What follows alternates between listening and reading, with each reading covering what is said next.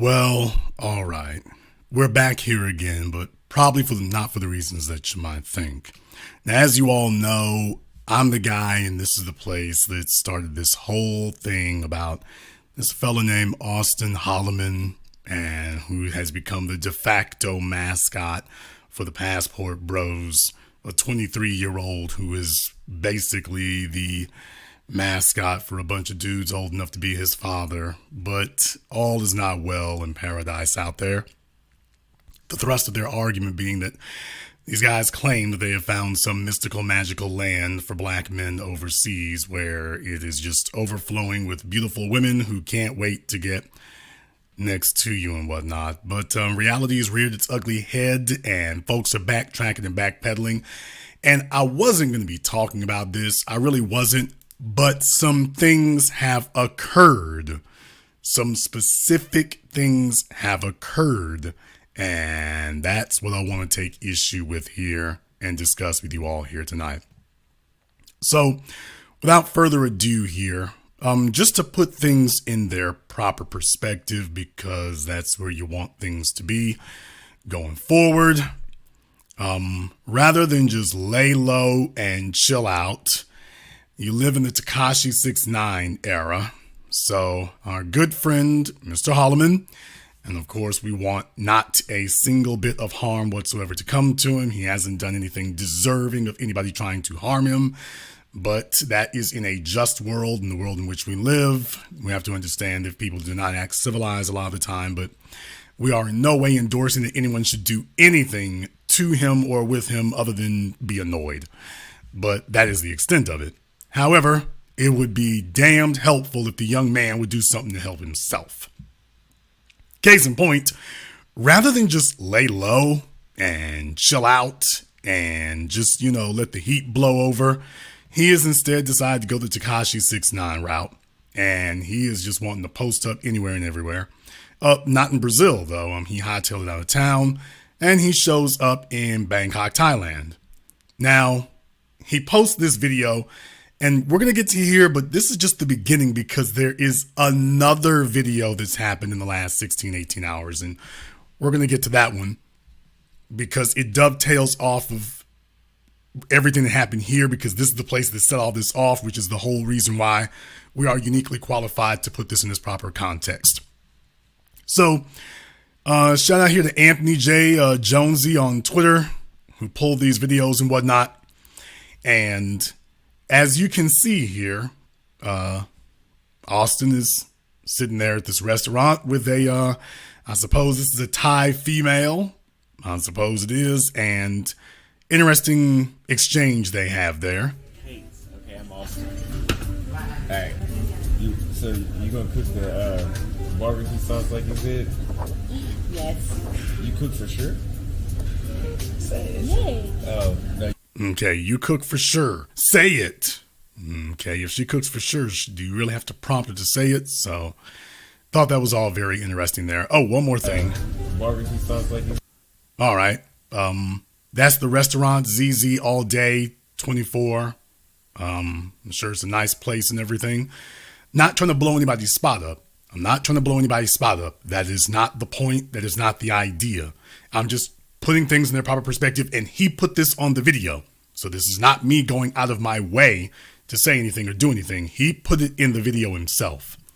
And like I say, I'm sure it's a charming little spot. I'm sure it is.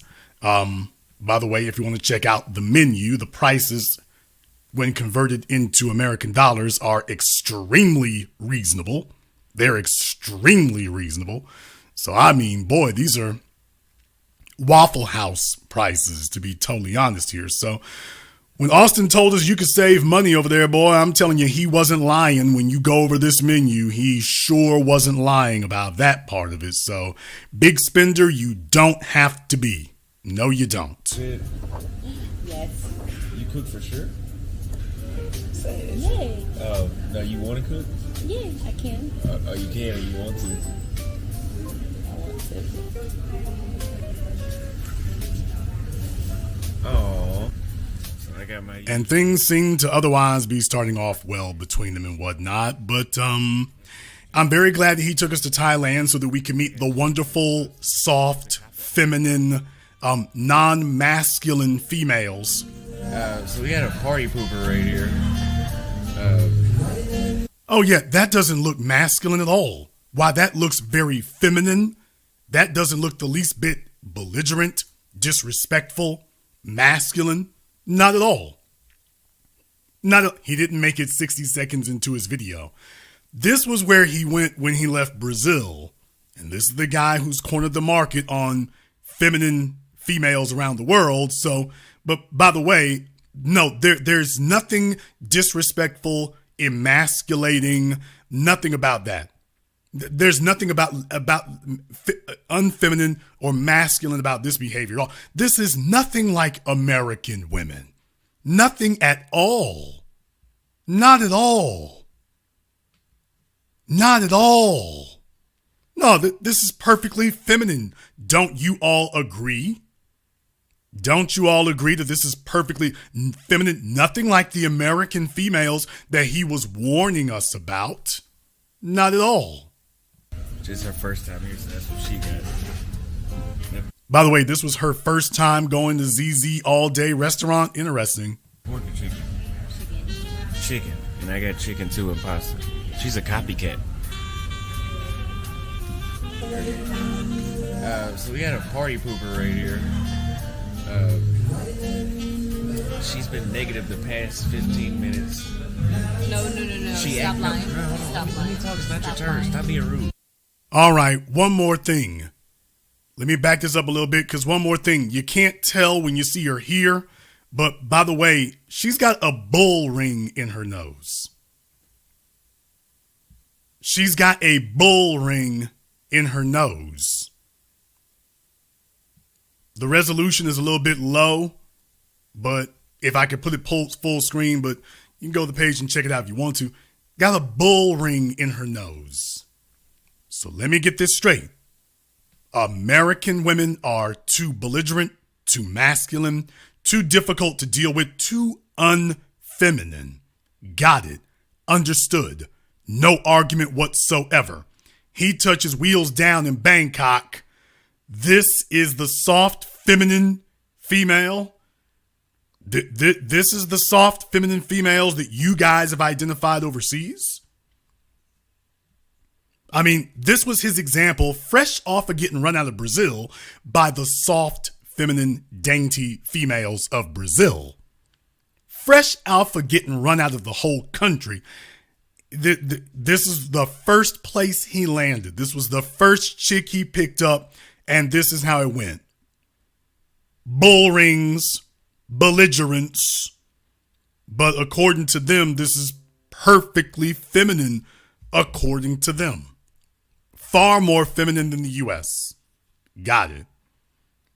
Shout out to Mixmaster Miko there in the super chat and to everyone else who has contributed to support tonight's program here. And I'm not roasting anybody. I'm just trying to put things in their proper perspective. I'm just putting it in its proper perspective. NHB TV, they treating him like a cornball, like the cornball he is in the States. Well, I mean, like I say, definitely, if he told us that this kind of thing wasn't happening, and I just wanted you all to know this is his video, and he says this is the wonderful feminine treatment that he likes. So, okay. So we had a party pooper right here. She's been negative the past 15 minutes. No. Stop lying. Stop Let lying. me talk. It's not your Stop turn. lying. Stop being rude. You stop lying. Stop being rude. It was a shit test. By the way, I think you all can see the resolution there a little bit better. Bull rings up. Bull rings up. By the way, I think you can see the resolution a little bit better. Bull rings up. Bull rings in the nose up. So, all right. Hey, that's what he likes. Although he said there wasn't what he liked, but it is, but it isn't, but it is, but it isn't, but it isn't, but it is. All right. It's not your turn. Stop being rude. You stop lying. Talking over you while folks, how much further I got to go? She sits up here and mushes him in the face. Bull rings up, talking over him while he's speaking. I mean, so when they do it, this was the whole point I was making the whole time. When these non-black, non-American females do these things to these guys, they give it a pass. They tell you that this kind of stuff doesn't happen. And then when you show them proof that, no, it's happening over there too, they give them a pass. They give them a pass for the exact same behavior that they told you, number one, didn't exist over there, and number two, the exact same behavior that they told you that they would not tolerate in the States. The exact same behavior that they said they wouldn't tolerate in the States, they gleefully, cheerfully tolerated over there. So somebody lying. My whole point is somebody lying. That's all.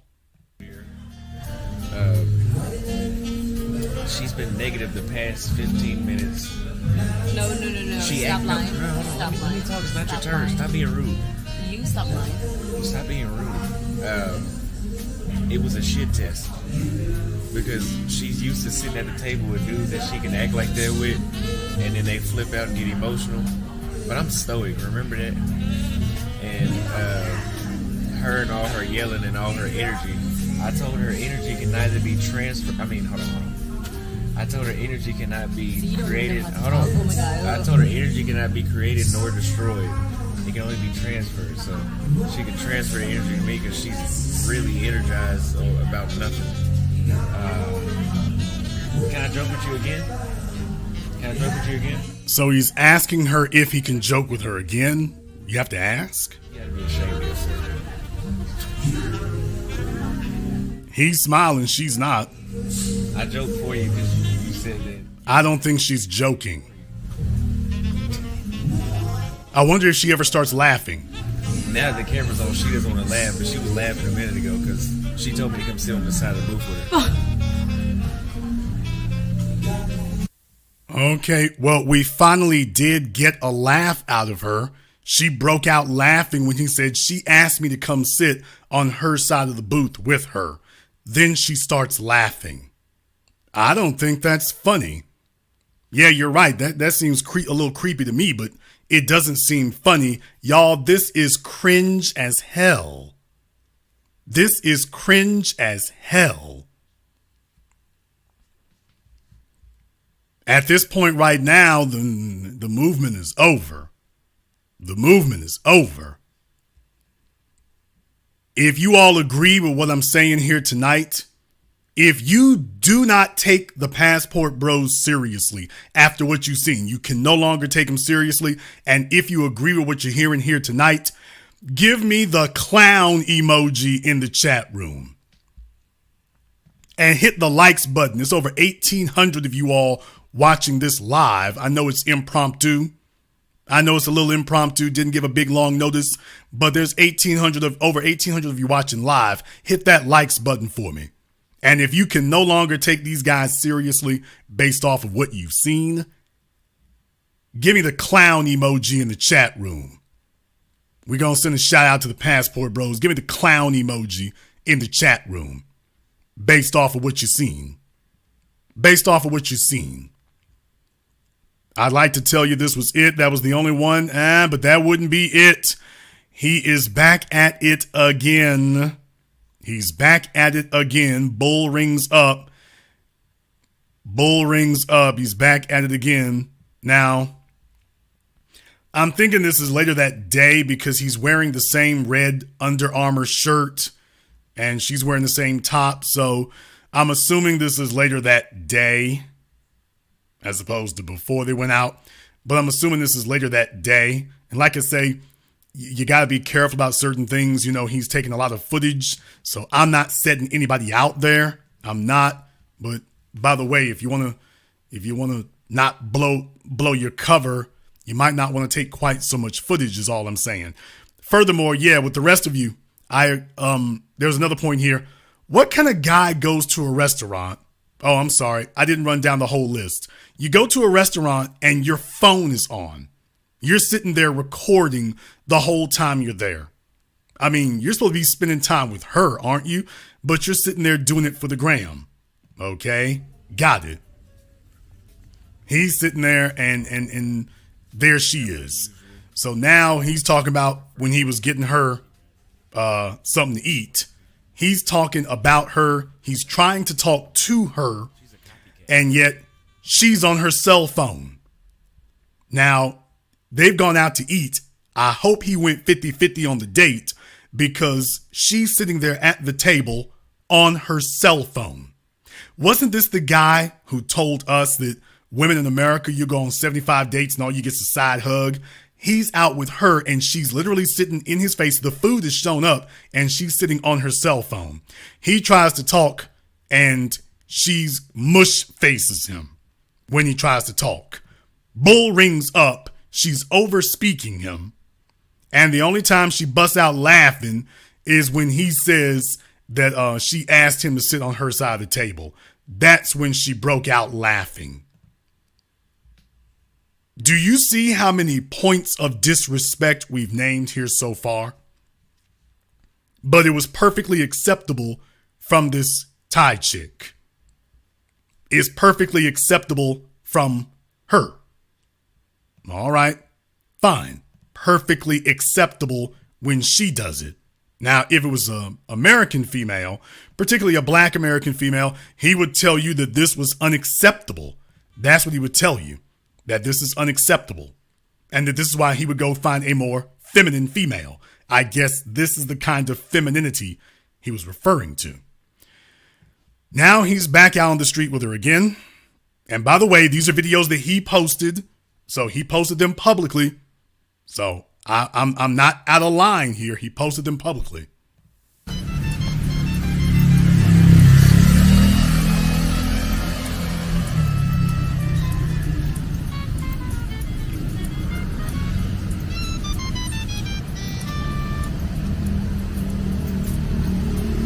She doesn't look very happy to see him now, does she?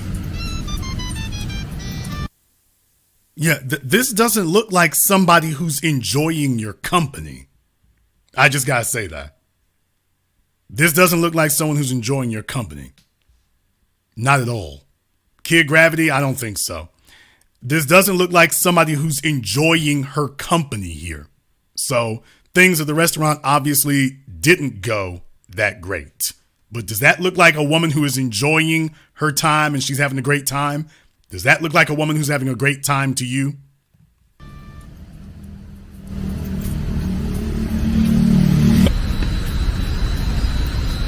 This who? Your friend? You don't know her. She claims she knows this girl right here on this billboard. I don't think that's true. Okay. And Austin, since you wanted to do this, fine, I'll go there with you.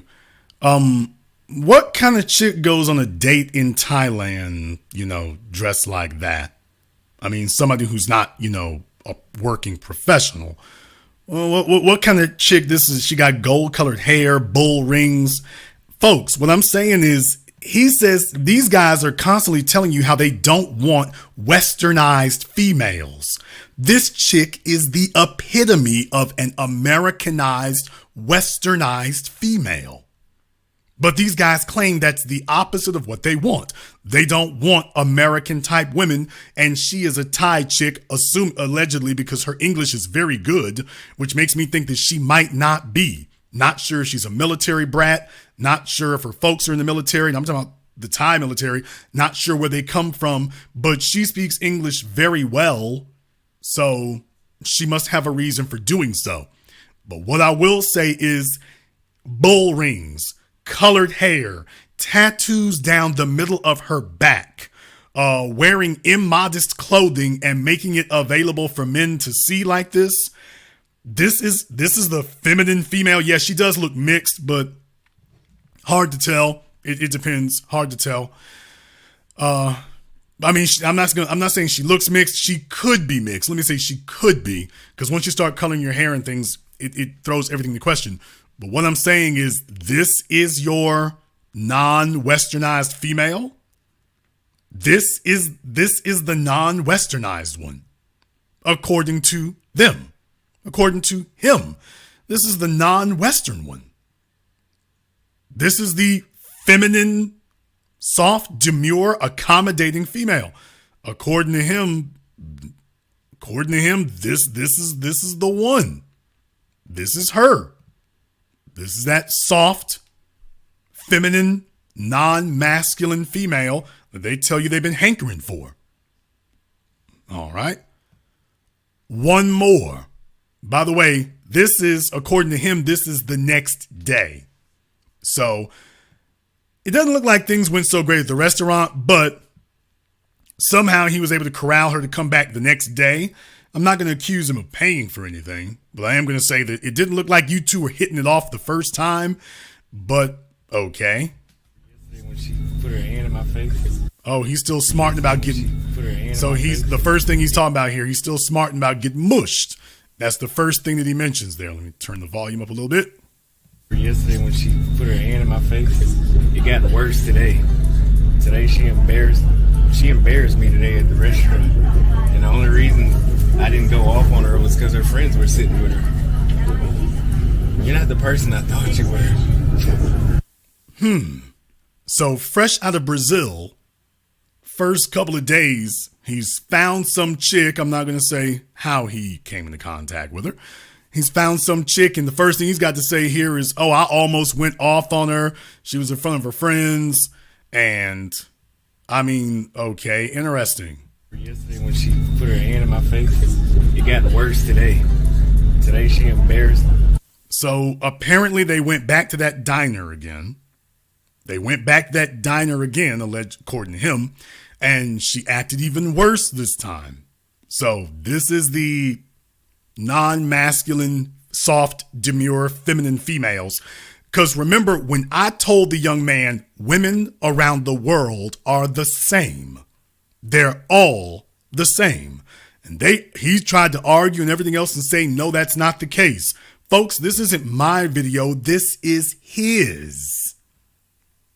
And he's got nonstop complaints. This is his video, not mine.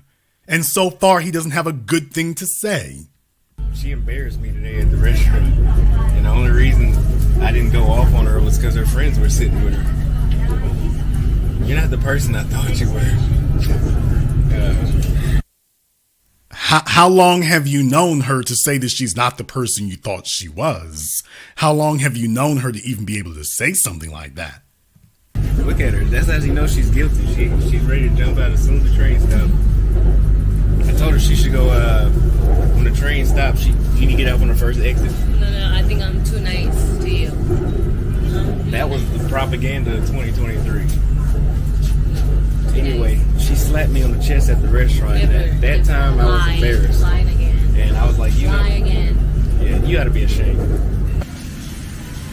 Yesterday when So far, there's trouble in paradise. So if you wanted the update on how life is treating Mr. Holloman, this is how it's treating him.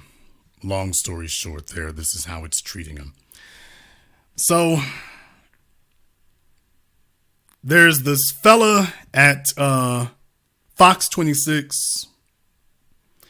Fox 26, I think that's in Houston. And Isaiah of the Isaiah Factor. And it's pretty obvious that Isaiah watches my program. He said things and did things that specifically correspond to my interactions with Austin.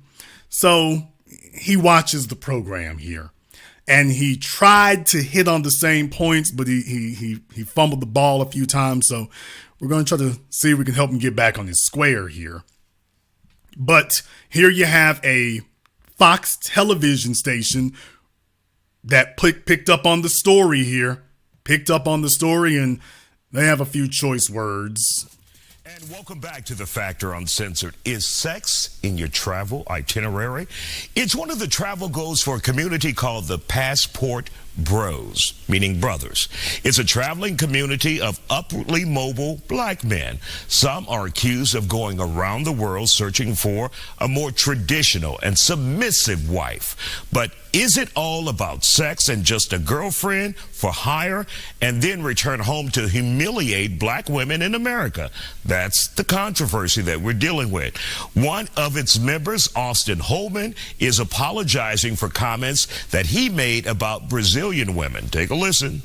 What I meant by when I said that Brazilian women are easy, and I shouldn't use the word easy. I know that now. I'm sorry. But what I'm saying is, for a man that's well-mannered, well-dressed, that has put in the effort to raise himself, he will have an easier time in Brazil, as opposed to where I was from. That wasn't always the case. Really? So, because Brazilian, when he says Brazilian women, that's a metaphor for women everywhere. Because so far as I was seeing here, it's easier over there, for real. It is. Not from where I stand based on your experiences, but all right. All right. Both American and women around the world are speaking out against the passport bros, arguing these guys are using their status to take advantage of women and even calling it a form of sex tourism and sex trafficking. Now, you'll all remember here when I talked about this before. You'll remember I gave specific warnings during my program. Other folk didn't do that. I gave specific warnings about what it was you could expect and what it was that would be happening. Gave specific warnings about it. Told everyone exactly what you could expect and exactly what you would be running into and how this was going to be characterized. And you'll remember I was the one who said, you know what they're trying to imply? They're trying to take it. They're using the word sex tourism, but they're basically trying to conflate it to sex trafficking. Now, there were some jackasses in the Passport Bros community. Some of the Passport Bros were trying to argue, because you're dealing with a bunch of overgrown children. You're not dealing with men. And they were trying to argue that, no, that ain't what it is. It ain't like that. That ain't what it is. And you'll all remember I said this days ago. Please understand, the Isaiah factor was after my program, not during it. It was after my program. Just wanted to make that clear to you here. This was after my program. Isaiah does his news piece after my program. And I was sitting here explaining it to people that this was what it was going to be and this was what it was going to come down to and that this was what they were really saying. And now here it is. He's confirmed it. It's everything that I warned you about Monday. Everything I warned you that they were going to say. Everything I predicted they were going to characterize it as. Here it is. Here it is. Now in the mainstream media. And by the way, Fox 26 is not the only one that picked up on this. They're not the only ones. Communications specialist Priscilla Pack and Rochelle Gemini both are here on The Factor Uncensored. We were supposed to do this last week. We're doing it this week. You have done a lot of research. When you think about and what you've heard about Passport Bros, your opinion on this so-called group. Let me tell you, they weren't even on my radar. You brought it up to me, and then I saw it, and I was just like, oh, that's cute. You know, guys go and get their passports. My son just got his passport last week. He's 9. So that's cool. Passport brothers. That's what's up. Then I started doing the research, and I'm like, wait a minute. Because I grew up, you know, with 2-parent household. My parents still happily married. I grew up in love. Some people grew up in survival mode, and maybe they just in a whole nother dimension of trying to find love or trying to find easy situations and everything. But at the same time, it was like, why do you have to put down the thing that you don't like in front of everybody just to get the thing that you do want? I don't. Okay. First of all, let me make a suggestion here. Isaiah, The next time that you decide that you're going to have a panel of females on your program to give a counterpoint to something, please find better examples. You got to do better than this. First thing that she says is that her son went to go get his passport at 9. That's what he says. Son went to go get a passport at 9. And then says, oh, my son, I grew up in a 2-parent household. Doesn't say anything about her marital situation, does not say that she's married. So right now I have to assume that you're a single mom. And if that is the case, that we're dealing with a single mom here, you're actually exhibit A to reinforce their point is what you are. You're actually exhibit A to reinforce their point. So this is not really a good strategy to have here. This really isn't. This really isn't. So, like I say, definitely, Isaiah, next time you want to have a counterpoint to something, you gotta come up with better examples than these. They said their problem is black women in America are not feminine acting. They're too masculine. And so the first thing you bring on is a single mom, it appears. It appears that way. If she's married, she sure doesn't put very much stock in it because you're asked about fitness for being with a man, and she doesn't say anything about her fitness for being with a man. She just starts deflecting. By the way, she's a poet. They put up like 3 or 4 different types of occupations here or whatever. So I'm like, okay, pick a vocation. You can't be all these. We can't list people's hobbies as their profession. And then I saw it, and I was just like, oh, that's cute. You know, guys go and get their passports. My son just got his passport last week. He's 9. So that's cool. Passport brothers. That's what's up. Then I started doing the research, and I'm like, wait a minute. Because I grew up, you know, with 2-parent household. My parents still happily married. I grew up in love. Some people grew up in survival mode, and maybe they just in a whole nother dimension of trying to find love or trying to find easy situations and everything. But at the same time, it was like, why do you have to put down the thing that you don't like in front of everybody just to get the thing that you do want? I don't care. But that being black women in America, putting them down for women who may be of color in another country. Right, that want to be a little more also submissive to them. Exactly. But I don't see any rings on those plus size fingers of hers, so I'm assuming she is a single mom. Also paid prostitution in many cases. And that's what they covering up. And you can tell that by the way that, what's his name, Austin, was talking, because I saw the other videos of him going like, hey, you would have sexual intercourse with me tonight, right? And she's saying, yes. They about to really get a lick on him. That's what's really about to happen. Because I also saw some of the women from overseas saying, yeah, we're just trying to get a lick. You know, they also came out saying, we know these passport bros. They not new. So essentially, they're chumps themselves. Yes. They're simply Johns on the streets of America. There might be some that might be actually looking for love that can't find it maybe in America. But you didn't let some rotten apples into y'all group, and y'all need to call the ones out that's not doing it correctly. Because baby, we not just in America. You can claim wherever you want to be anytime. I don't care. Get a passport. Go find your love. But at the same time, don't put down us just because you feel like you've had some rejection. Deal with rejection. Okay, because we all know that them chicks in Houston wouldn't hit you up for a lick neither. We all know that would never happen. So she's not making an argument for herself. So anybody who's wondering, Jason, you beating up on the men's, I'm perfectly balanced about this. She's not doing anything here to actually defend herself or her position.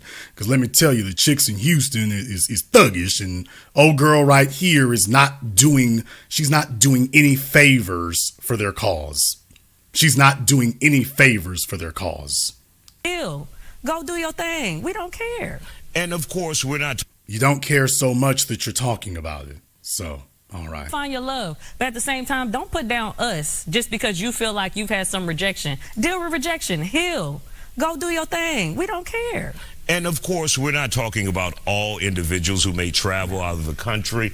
But Priscilla, for those who may be taking advantage of women out there and then trying to humiliate black women in America. Your thoughts about that? I think it's really, really sad. Like, I look at them and I almost want to pity them, but then I don't, because there's a level of ignorance that's deplorable. Go ahead and use that word today. I think that they are taking advantage, at least from what they project themselves to be as a group. They're taking advantage.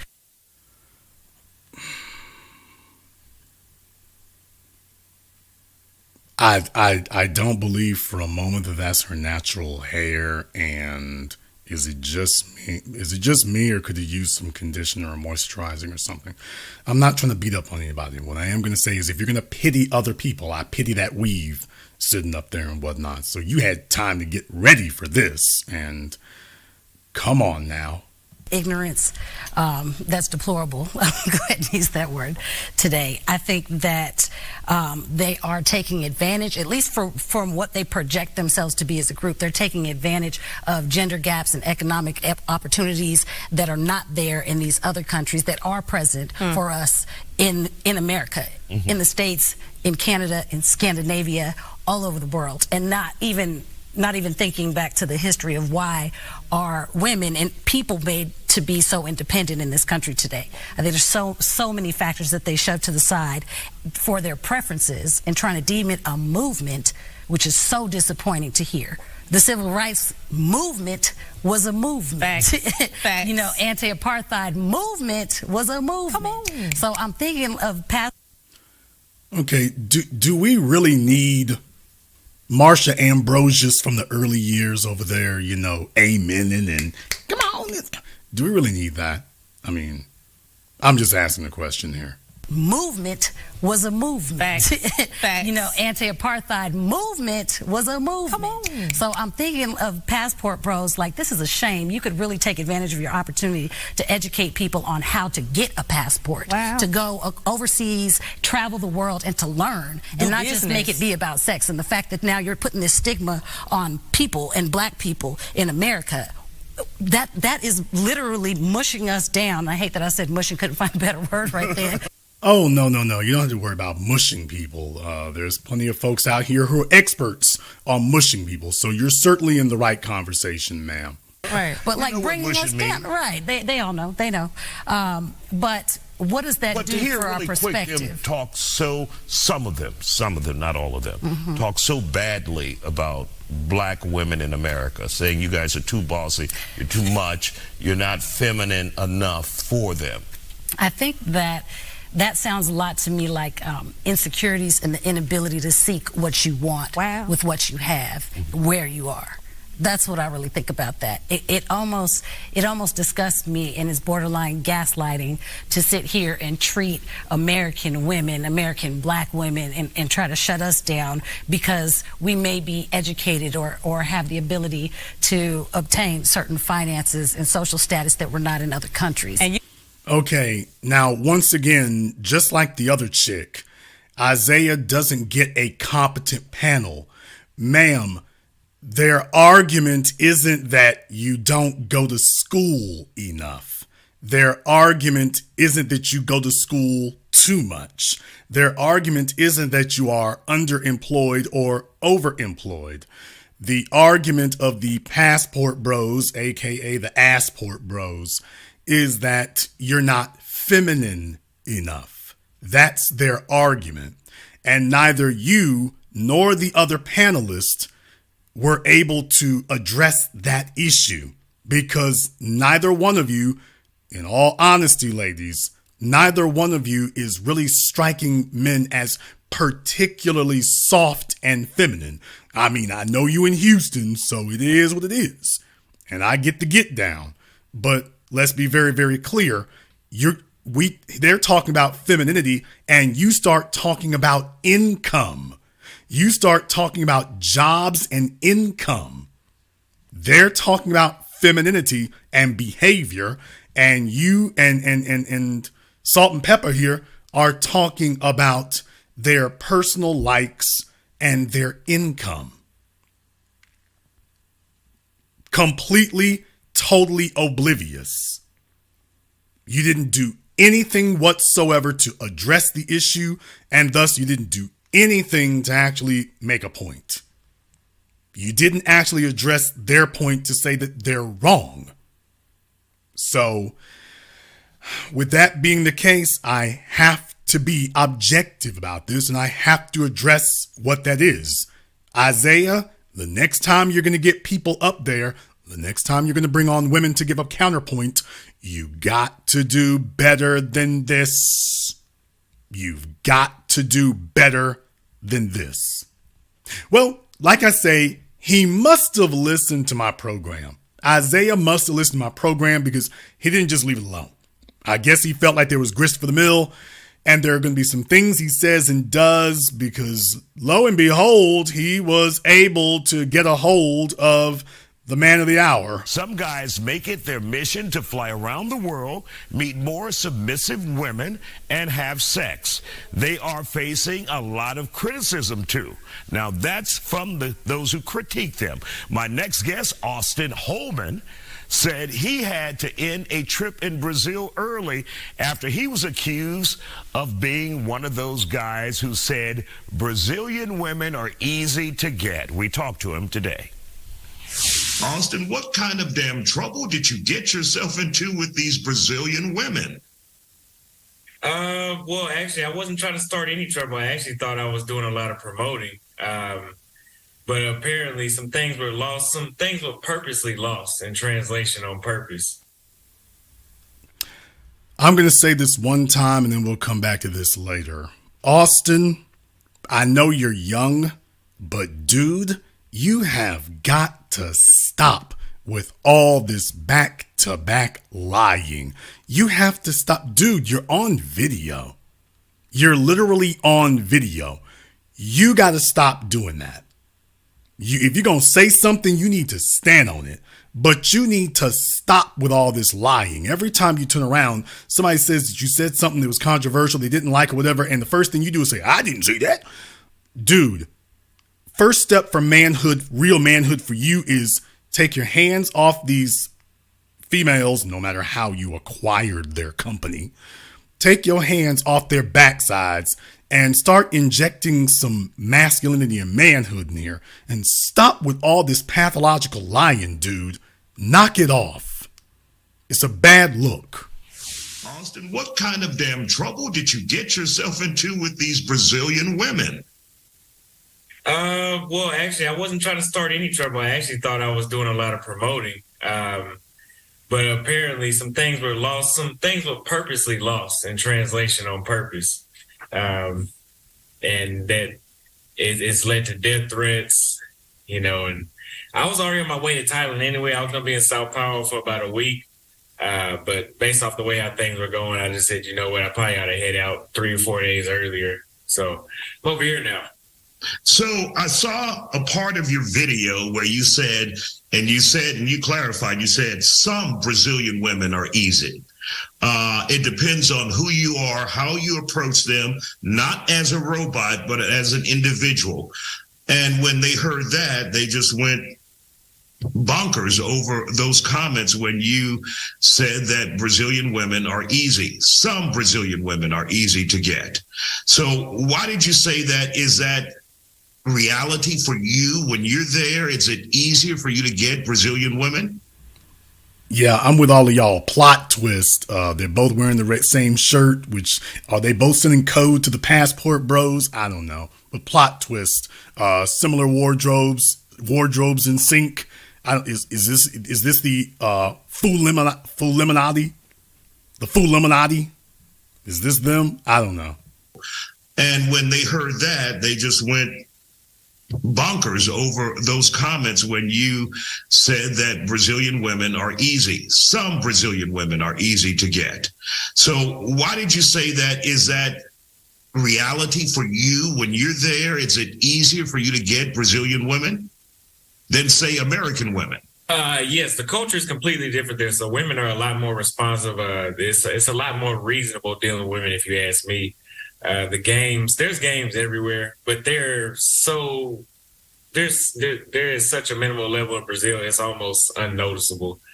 But the reason I said easier, and the thing is the reason a lot of those Brazilians are in like an outrage is because well, number one, they're going off. They're just running. It's just like January 6th, right? Trump says do this, everybody runs and does it. That's the same thing they're doing right now. Without watching the video, without understanding what the title actually is, because the title is a question. The title says, "Are Brazilian women easy?" That's the topic. This is what we're going to talk about. The first statement I made is, in general, they're easy to deal with. I didn't say anything about sex. I did eventually, and later on in the video, but I didn't. Okay, so what he does is, after all these years of big upping the women and the people of Brazil and talking about how much better it is and it's laid back, after heaping all these accolades on them, he now accuses them of gross intellectual negligence and of group contagion. So he said that all these women were soft and feminine and beautiful and receptive and easygoing on men, and they accepted you as a man. And now he's refuting it and turning it on its ear, spinning around doing donuts in the street, claiming that these women now are not doing exactly what he's always given them credit for doing. That's what he's doing now. So it's, like I say, these guys here really, they need to get a story and stick with it. But now he's throwing the Brazilian women under the bus. Now he's throwing them under the bus after all this time of claiming that wasn't what it was and saying that these women are totally different from what you expect in America. Now it's, they're just like January 6th. Where did January 6th take place, Austin? Oh, yeah, America. Yeah, as I said to you, son, women are the same everywhere. And it's a shame that it took an international incident for you to acknowledge it, even if he doesn't want to accept it. But by the way, yeah, like I said, they're the same everywhere, and you're now conceding it.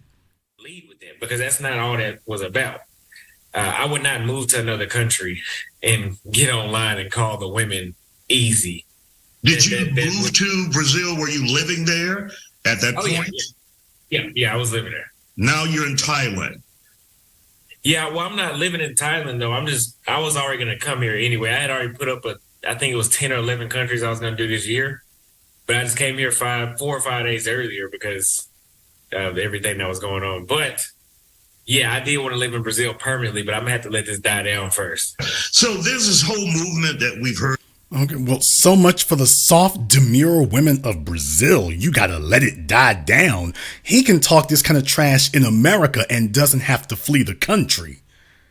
So what does this say about Brazil's culture among the women?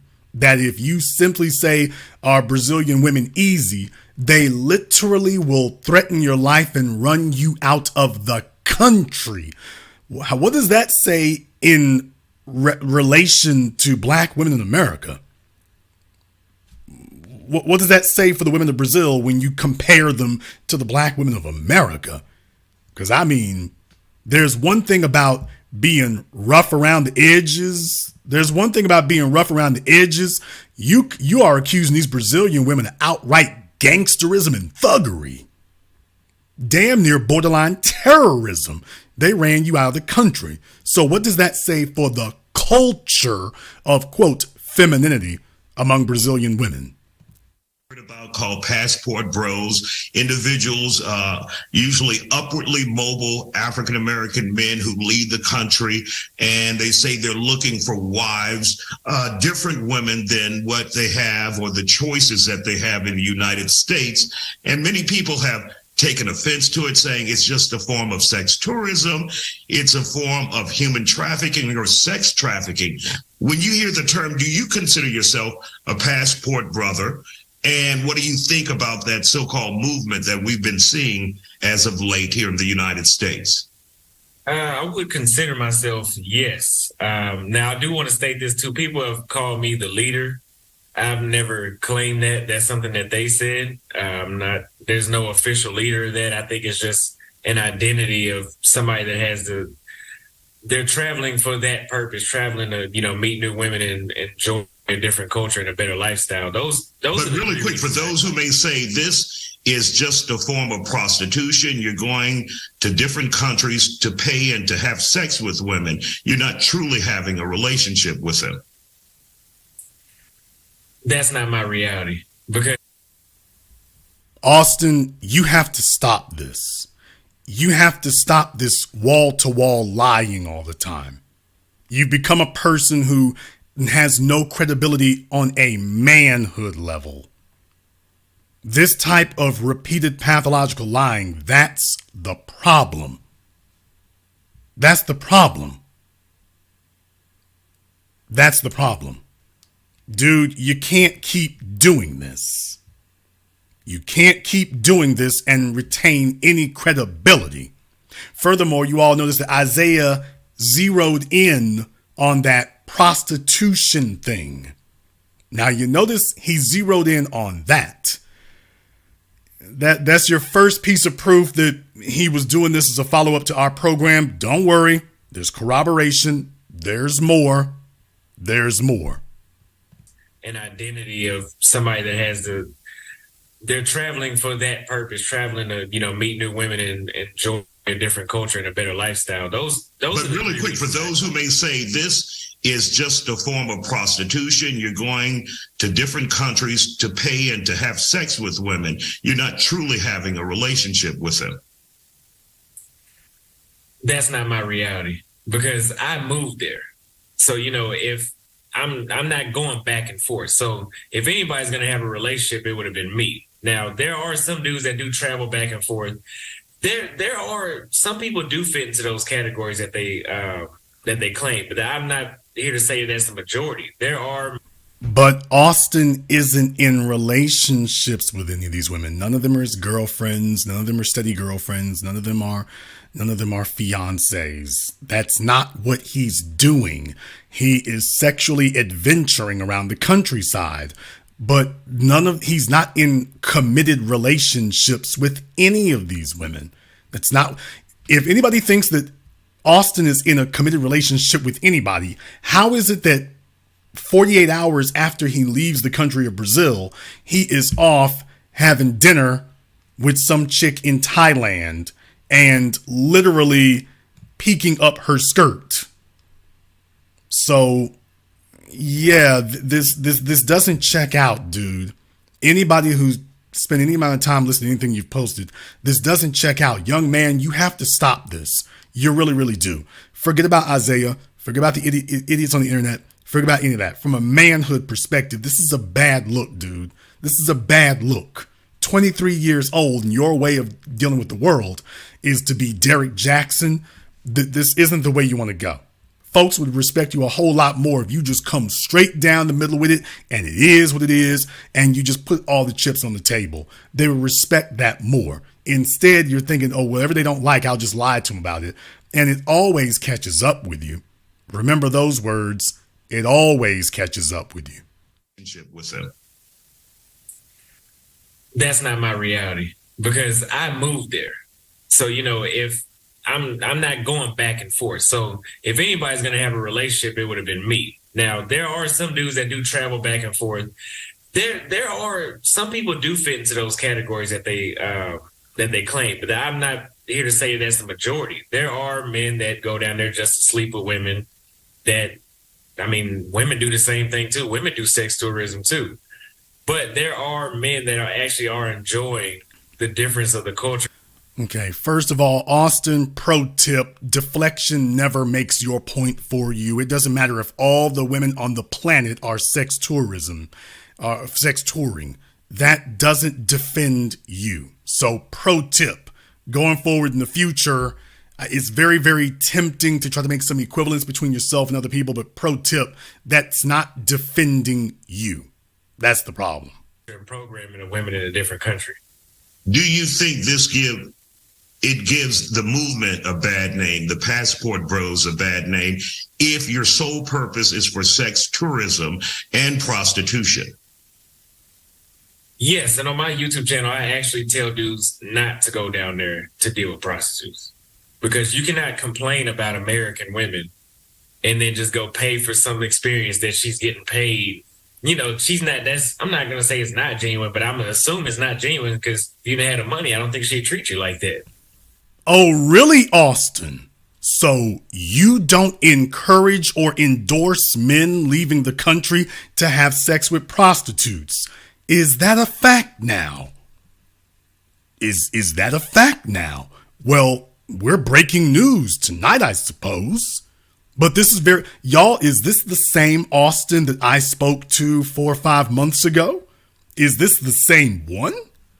Because he's literally saying, I tell guys not to do that.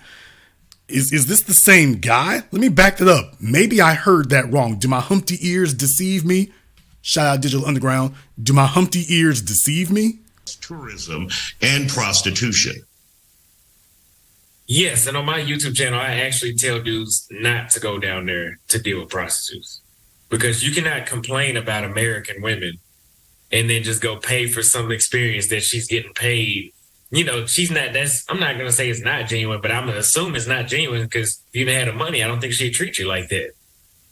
You know? Yeah, that's what I thought you said. Yeah, that's what I thought you said. I thought you said that. Remember what I said before, son, about words coming back to haunt you.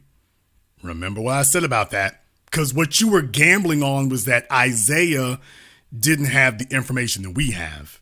You were gambling on that. And you got to be careful because when you gamble, you always eventually come up snake eyes. You're absolutely right.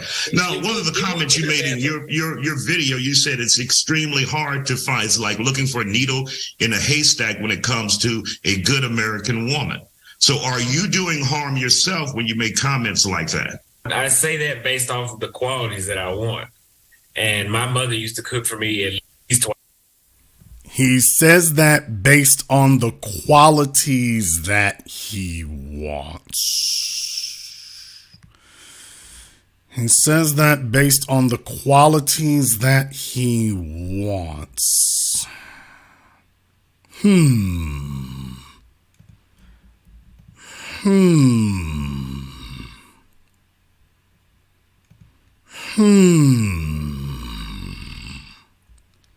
The qualities that he wants. He says that based on the qualities that he wants. Alrighty then. Twice a day when I was growing up. And I know American women would see that. A good American woman. So are you doing harm yourself when you make comments like that? I say that based off of the qualities that I want. And my mother used to cook for me at least twice a day when I was growing up. The same mom that he was watching porn when he was 6 years old. All right. And I know American women would see, oh, you want a mother. Well, if that's how you look at it, so be it. You should have Uber Eats all your food then. But I want a woman that cooks. And the thing is, this is what a lot of people don't understand down here. As an American, 50 grand a year puts you in the top 1% of the world. So as an American, you go somewhere to another country, you have enough excess income to eat out 3 times a day in Brazil or Thailand or Colombia. You can eat out 3 times a day. So whoever my wife is, she's not even going to be cooking anyway. Because when I was in the States, I cooked for myself, but Okay, hold on a second. First, he says he wants a woman who cooks. He then turns right around and says, by the way, any woman who's with me, and he better stop talking about wife because he's not marrying anybody. Anyone with me, she wouldn't have to cook anyway. He sat up here and started this video. If y'all remember, he asked her if she cooks barbecue sauce. So you gonna cook the barbecue sauce like you said? Yes. You cook for sure? Yeah. Oh, now you want to cook? Yeah, I can. Oh, you can or you want to? Yeah, Austin, you need to stop this young man. You need to quit this dude. You're not losing credibility with women. You're not losing credibility with the media. You're losing credibility among men. You're losing credibility among the men that you're going to be looking to and expecting for backup. You're losing credibility among the men. Because let me tell you, among men, there is nothing worse and lower than a liar. There is nothing worse or lower than a liar. Among men, we know our survival rests upon the integrity of the men around us. There is nothing worse than having another man next to you and he's a liar. There's nothing worse than that, because when the heat come down, he's going to be the first one to flip on you. He'll be the first one to sell you out. So the worst thing you can be as a man is a liar, someone who is not true or good to his word. Nobody taught him this. This is what a lot of people don't understand down here. As an American, 50 grand a year puts you in the top 1% of the world. I say that based off of the qualities that I like that. So are the qualities that I want. And my mother used to cook for me at least twice a day when I was growing up. And I know American women say, oh, you want a mother. Well, if that's how you look at it, so be it. You should have Uber Eats all your food then. Okay, my mother used to cook for me twice a day when I was growing up. Those are the qualities he looks for in a female. That's what he said. Those are the qualities I look for in a female. My mother used to cook for me 2 times a day when I was growing up. So he already said that. But I want a woman that cooks. And the thing is, this is what a lot of people don't understand down here. As an American, 50 grand a year puts you in the top 1% of the world. So as an American, you go somewhere to another country, you have enough excess income to eat out 3 times a day in Brazil or Thailand or Colombia. You can eat out 3 times a day. So whoever my wife is, she's not even going to be cooking anyway, because I don't even, when I was in the States, I cooked for myself, but I have my money multiplied 5 times when I got to Brazil. So why would I stand in the kitchen and cook when I can just go downstairs and eat and somebody make it for me? So the whole you do know, though, Austin, there are American women who will cook for you if you're deserving of that meal. Well, okay. Okay, Isaiah, now there, dude. Okay, you just put your beta boots on, dude. You just put your beta boots on. Isaiah, what the hell, dude? What the hell? What the hell was that, man? You ain't ready for prime time, dude. You're not ready to host a conversation like this when you say something like that. When you come sloppy and stumbling in the room like that, man. You can't say things like, if you deserving. What the hell? What the hell, bro? You just strap your beta boots on. You just strap your beta boots on. This is bad medicine, bro. What in the hell? I know you guys at these TV stations, you think you can do what we do because you tell yourself you're on a higher level than us because you're on terrestrial television or cable television and we're on the internet. And then you do things like this. You make amateurish rookie mistakes on things like this. And at that point right there, you've blown up your own credibility. You've blown up your own credibility right there. So I know it just, what we do, we just make it look easy. I know you watched a few of my videos and it just looks easy. You just proved this ain't easy. I can just go downstairs and eat and somebody make it for me. So the whole you do know, though, Austin, there are American women who will cook for you if you're deserving of that meal. Well, okay, so that's the problem. Though. What is deserving? Meaning. And right there, this was the only point that Austin scored in the entire discussion. Only one. He was on the ropes and picking up his teeth the whole damn fight. This was the only time. I mean, this was an unforced error, and you walked right into that one. You walked right into that uppercut, Isaiah. You walked right into it. American women who will cook for you if you're deserving of that meal. Well, okay, so that's the problem. Though. What is deserving? Meaning you're a good husband. You bring home the bacon, and they're bringing home the bacon together. It sounds good. It sounds good. I think at a young age I realized it wasn't like that. Anymore. Did you give it a chance? And how old are you now? 23. How old? 23. 23? Okay, Isaiah, you took that directly from my video, man. Now, everyone, he took that directly from my video. He saw an opening, he saw an opportunity. He was going to get to asking him his age anyway, but you all know he took that one straight from my video. straight from it. Took you right out of it. I ain't mad. I don't have an ego to inflate or offend. But what I'm saying is, Isaiah, if you're gonna try to replicate the Steez, you gotta do it right. Can't be holes in your game. It can't be holes in your game. So yes, obviously he was like, well, Jason is show prep. I'm show prep for a lot of people. And proudly so. But dude, if you're going to do it, you got to do it right. You can't do it amateurish. You got to do it right. I think at a young age, I realized it wasn't like that. Anymore. Did you give it a chance? And how old are you now? 23. How old? 23. 23? Yeah.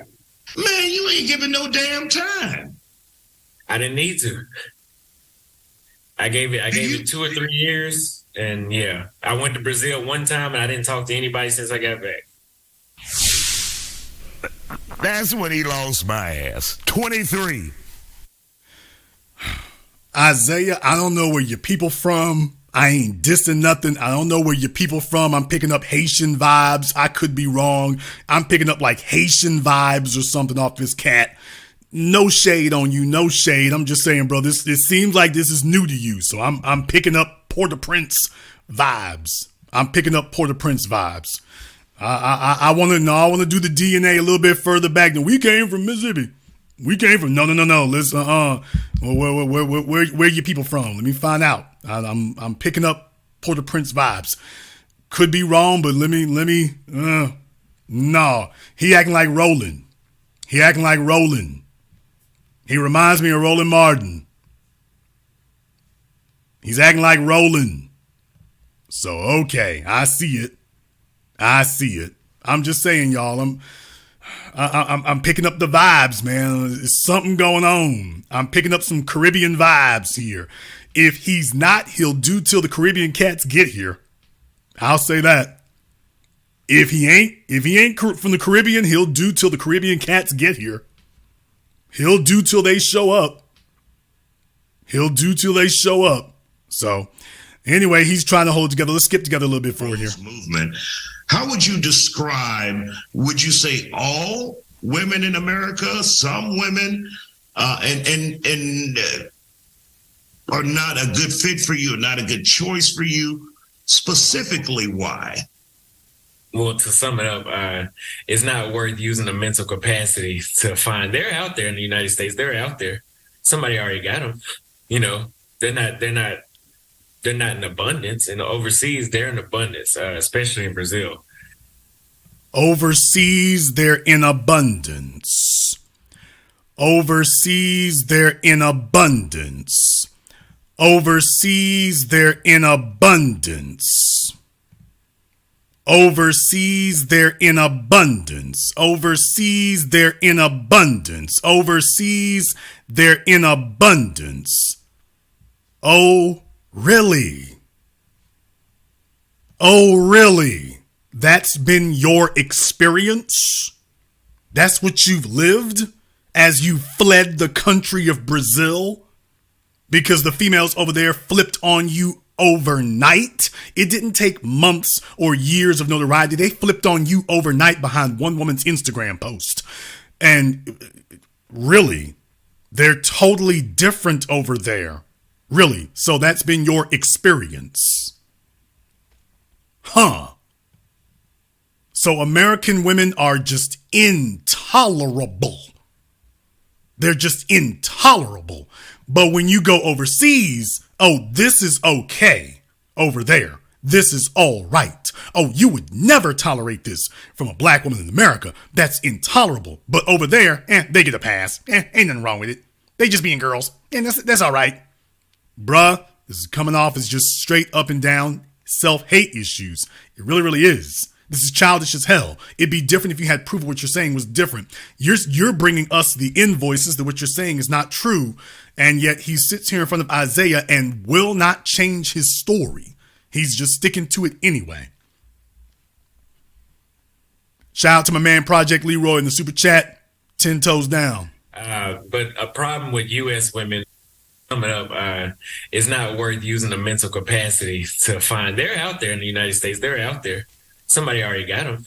You know, they're not in abundance. And overseas, they're in abundance, especially in Brazil.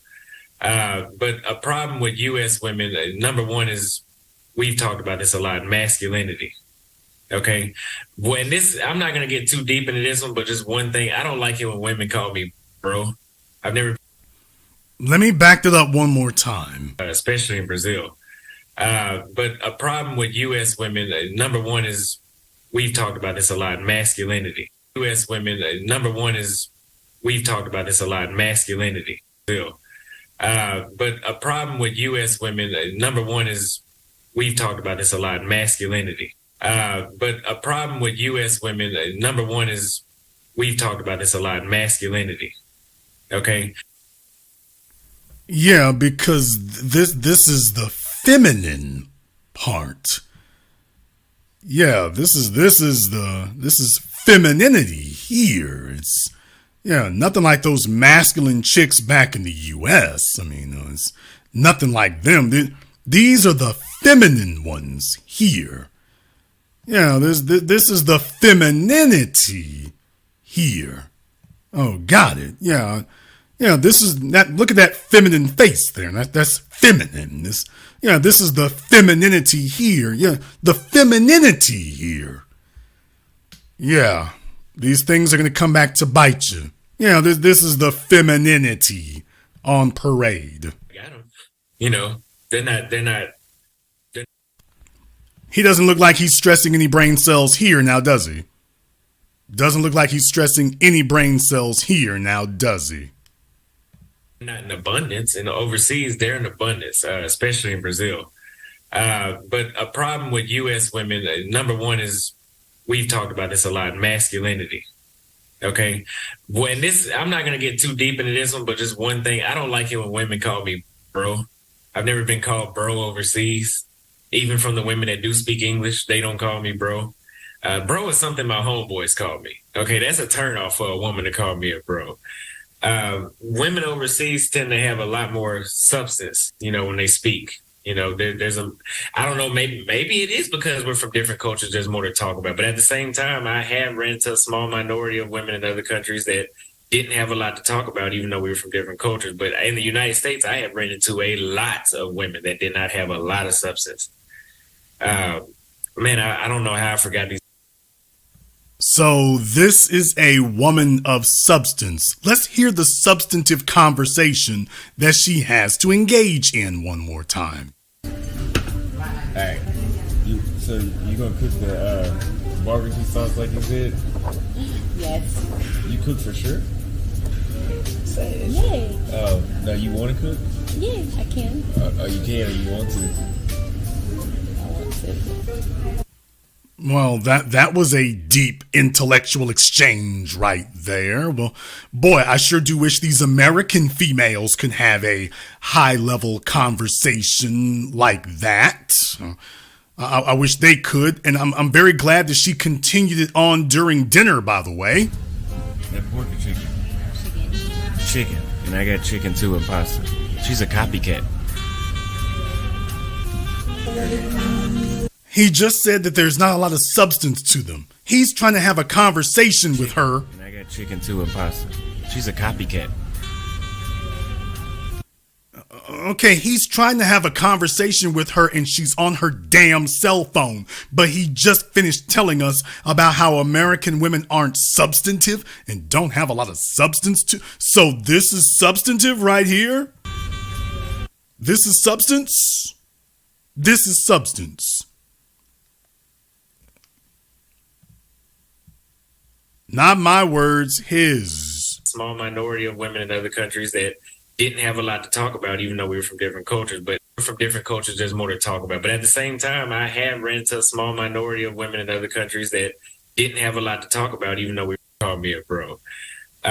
Women overseas tend to have a lot more substance, when they speak. There's I don't know, maybe it is because we're from different cultures, there's more to talk about. But at the same time, I have ran into a small minority of women in other countries that didn't have a lot to talk about. People, He hasn't shown you a single female that he's had a substantive conversation with. Do you date thugs? Do you date thugs? Would you kiss me? Would you go home with me? You've got him on video. His definition of substantive conversation. Would you kiss me? Would you go home with me? Do you cook barbecues? Can you make barbecue sauce? He just finished telling you that the women overseas, it's rare to find one who doesn't have a substantive conversation, and yet we have yet to hear him have a conversation of any substance with anybody. The only substance they talked about was the substance of barbecue sauce. Not my words. People, I didn't bring receipts. I brought invoices. I don't tell you what you paid. I tell you what you owe. And he's literally telling you, it's rare for me to meet a woman who ain't got substance overseas. And you're literally watching him document his date with this female who is literally on her phone as he's talking at her, and she's ignoring his existence except to mock him and to glare at him. But if you listen to the Assport Bros, this is a substantive woman. If you listen to the Assport Bros. You know, we were from different cultures, but in the United States, I have ran into a lot of women that did not have a lot of substance. Man, I don't know how I forgot these points because I repeated them for 6 months straight past year. But I don't know. It's just overall, all aspects that you'd be looking for out of somebody, I found a better chance of finding it overseas. What are you? Now, even right here, he claims there's substantive women, and yet they're not saying anything. They're barely saying one or two words. So what is the substance you're referring to when you all aren't even conversing? What is the quote substance? Overall, all aspects that you'd be looking for out of somebody, I found a better chance of finding it overseas. What are your thoughts on coming back or moving back to America? I think moving is out of the question. Coming back to visit, yes, but it'll be another year or so. But moving is out of the question. Once you move overseas, it's not just about women too. That's a lot of people don't understand that about the whole movement. Yes, women drove me to go to Brazil because I wanted to meet. I thought I was crazy while I was in the States because I thought something was wrong with me with the results I was getting. I was like, I know I put in enough work on myself to have some better results to at least be satisfied or be. Okay, according to you, you've been jonesing for Brazilian women since you were watching porn at 6 years old. But I guess that part slipped your mind when you talked to Isaiah. Visually satisfied with what I'm looking at and what I'm hearing, the people I'm dealing with. But whenever you get down there and you experience how much you can be yourself outside of the country, and then the financial benefits, just the energy outside of the United States is a lot better.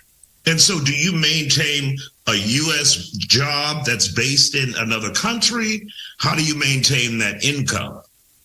Well, right now I have several streams. So number one, I get a lot of donations, and thanks to the lady that has put me on this platform today. I'm not talking about the lady you work with. I'm talking about the lady that's trying to slander my name right now. She's been giving me a lot of donations as well. I appreciate her negativity. And I'm also a content creator, so I do consultations as well. YouTube, I do Facebook. So I diversify. Consultations? What are you consulting people over? With all these inaccuracies and errors, and in some cases falsehoods and fabrications and lies, what exactly are you consulting these people over? All right, let's skip ahead a little bit here. Not a lot, but it's not just Brazil. So if it is ruined for me permanently, I mean, I would hate it, but it is what it is. Second, what he's saying there is that in case he can't go back to Brazil, leave that country early. There's a lot of other countries in the world that speak Portuguese. Not a lot, but it's not just Brazil. So if it is ruined for me permanently, I mean, I would hate it, but it is what it is. Second, when this is all said and done, like I said, I need an apology to clear up my name for all the people that decide to not even watch the video and come to my comments and talk to me in a very negative, crazy way. There's going to need to be an apology, and from all the news platforms in Brazil that promoted me as this sex trafficker. Dude, if you think after saying what you just said that you are ever going to be able to go back to Brazil after you just said, he just literally called out all the news platforms in Brazil. They owe me an apology. If you think you will ever be able to set foot safely on their soil,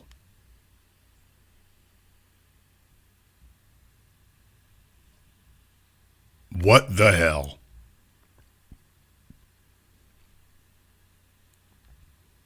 What the hell? Like I say, the young man doesn't know when to be quiet. He's so busy trying to do his Tekashi 6ix9ine imitation. He doesn't know when to be quiet. Sex tour. I don't even have a car. How am I going to traffic anybody? I mean, I know you don't have to have a car, but I mean, I don't even have. I don't have any money. Sex traffickers are rich. Last time I checked, I don't even have any money. Have you ever, at any point in dating some of the women outside of the United States, given them money? Oh, hell. Now, y'all, the interview is 15 minutes long. We are now at the 12 minute and 57 mark, almost 13 minutes. He waited until the very end of the interview to drop the hammer on him. Something that he slightly broached earlier, but he waited until the end. Now, this is how you know he listened to my interview. He listened to my videos. He's watched my videos about this. He waited until the end before he pulled the gotcha.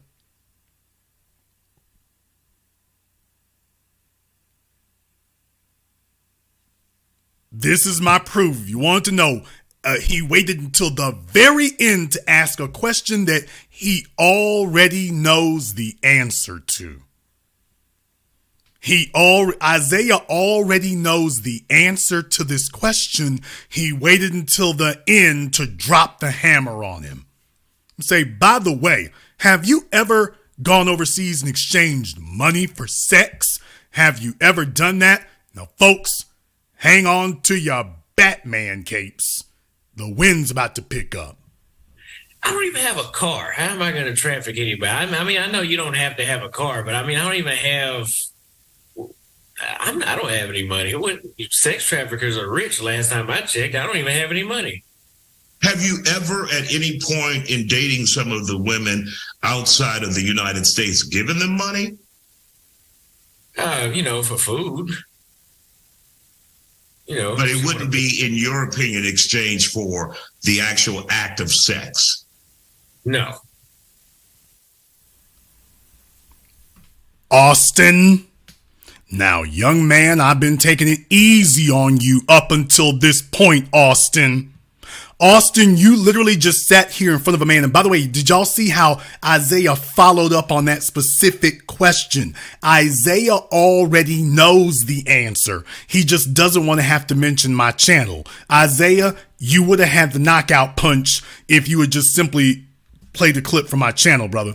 You would have had the knockout punch, but I got a feeling you want to circle back to this. Isaiah already knows the answer because he's watched my videos. So did y'all see how he didn't just ask that question and move on? He asked that question and then he doubled back and started investigating it more and asking more questions on it. He followed up on it. He didn't just let it go. So there's your proof. Sex traffickers are rich. Last time I checked, I don't even have any money. Have you ever, at any point in dating some of the women outside of the United States, given them money? For food. But it wouldn't be, in your opinion, exchange for the actual act of sex. No. And really quick, I guess this is my last point because we heard this from... Oh, hell. Now, did y'all see how he said no? That was a Fed no. You know, when they got you on the Fed stand and the RICO case and they trying to get you to flip, and you know that you can't really elaborate on the answer because you're not telling the truth. In your opinion, exchange for the actual act of sex? No. And Isaiah just sat there for a moment to see if he was going to say anything else because he understands something. People who are being dishonest, they usually can't stand silence. When a person is being dishonest, if you just say something and they say no, they won't just leave it alone because they get the feeling that they know that you don't believe them. So now they feel like they need to do more to reinforce or to bolster their point. So Isaiah knew what he was hearing wasn't true, but he folded and didn't want to have to mention the previous interview when I spoke to the young man. Now, you all just heard, for those of you who are new here and didn't know that I'm the guy who started all this, when Austin got himself in trouble, everybody and their mama was tagging me, emailing me, DMing me, saying, Jason, you won't believe it. Jason. Of course, I told you all it was coming. So you heard what Austin just said. He doesn't pay for sex. Why? The only thing he's done is pay for a meal. Well, that isn't what the young man was saying before he went viral. There's a reason that fellas ain't following. There's a reason fellas ain't following you down there because we already know the deal. I was just down there and I met with a lot of Americans while I was down there. Yeah, all of y'all are down there paying and tricking and everything else, and that's perfectly fine. I did pay 2 times in Medellin. I did pay 2 times. I'm sure you've paid a lot more. No. I like to kiss women in the mouth, so I'm not just me running around here just paying. I'm sure you got a CashApp and a Google Pay account. I'm sure you've paid a lot more. I don't have Google Pay, but I do have a CashApp. But here's the real issue: if you've paid even once, you're already a loser. If you paid even once, you're already a loser. Sometimes they just look that good where you say, I gotta fuck her in particular. And if she's so happy to charge, she's so happy to charge. And if that female if your value isn't so high that if you looked at her and you said, I gotta pull her, then if the feeling wasn't mutual, you're a loser. No. There are billionaires that pay for prostitutes, high-end escorts. We're not gonna try. They're losers too, like you. Well, look, if you looked at a chick who you claim was so hot and you said, I got to have her, if she didn't look at you and have the same reaction, you had to break open your wallet, guess who just got defeated? The feeling should have been mutual. If that was the value that you took in her, with her looking at her, why didn't she take the same value just looking at you? You know when a bitch is a prostitute, so there's not gonna be no feeling. It's all just sexual. But you couldn't pull a prostitute without paying?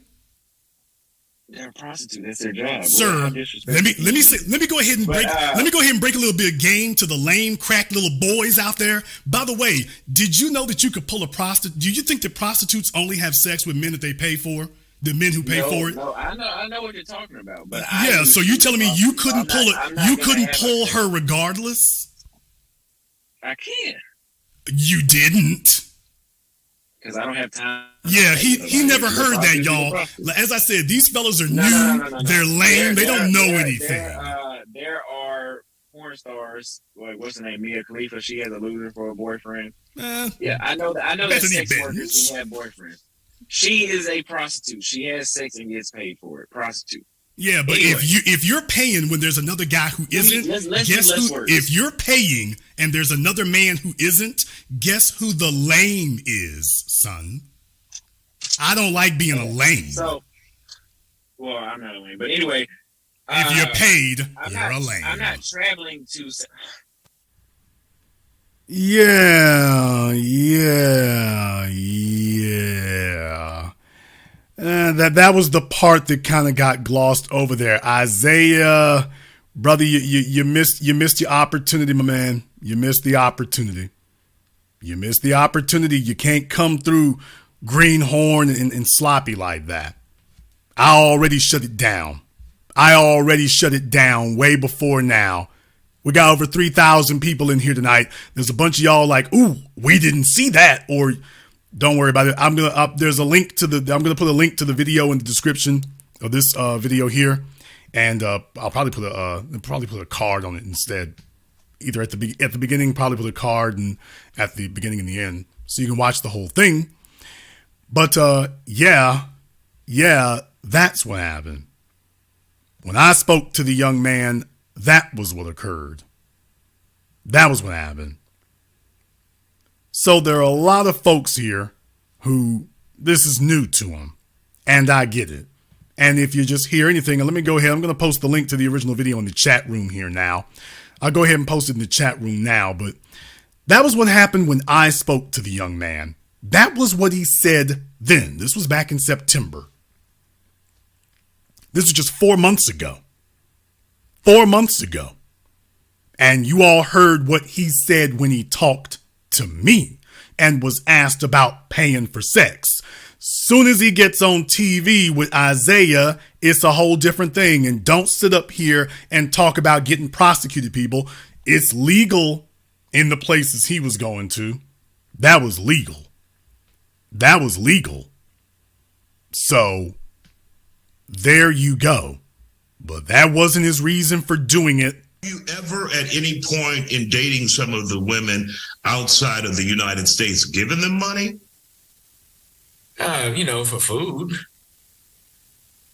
But it wouldn't be, in your opinion, exchange for the actual act of sex. No. Austin, dude. Now, he said that to Isaiah, knowing that his interview with me is still out there, knowing that it is. And he said it anyway, knowing that his interview with me is still out here. Well, like I say, the bottom line here is, for those of you who were not aware before, now you are. For those of you who were not informed about it, now you are. And if you want to know why it is that we do not, because we cannot take the Assport Bros / Passport Bros seriously, is because these are a bunch of overgrown juvenile delinquents who will look you square in the eye. And I'm talking about them as a group, not as an individual, not just Austin. Austin is a very good representative of their group. Most of these guys are exactly like him. Overgrown delinquents, money never got right, manhood never been fully established or on point, never a very low character and low integrity. And this is what you have. So yeah, y'all are bros because you ain't men. Calling it what it is. You're bros because you ain't men. There's nothing of manhood about this. It's a bad look. It's a bad look. And it doesn't reflect very well on you, because it can't. So I did tonight's program here because when I saw that he went on the Isaiah factor, and I'm saying to myself, well, how bad could it be? I'm sure he's going to go on there and he's been, adequately chastised so that he can go ahead and, he'll go ahead and clean things up here. And sure enough, he got on there and doubled down.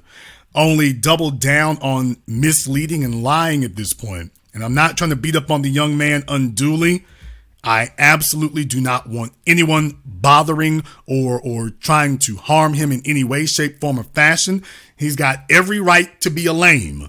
However, if these things do come up, I'm trying to do the rest of you a favor to let you know that these guys are setting the ground for when you show up overseas as a black male.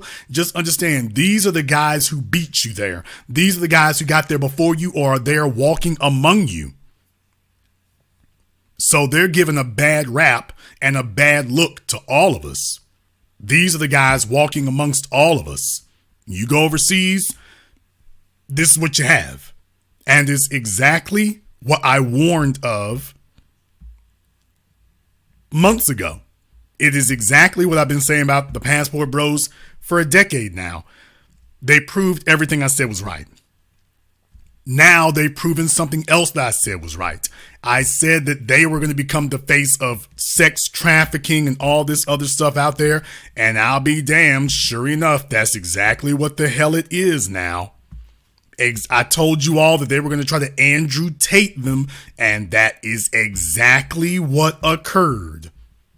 They're giving them the Andrew Tate treatment, which is exactly what I said, that they were not going to keep saying. I told y'all, they're not going to keep using the term sex tourism. They're going to start using the term sex trafficking.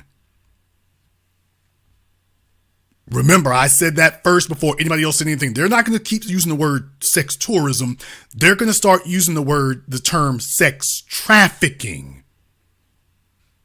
Even if it doesn't apply, even if it's not accurate, even if it's not true, that's the term they're going to use. And for you, unlike the white men, for you, it's going to stick.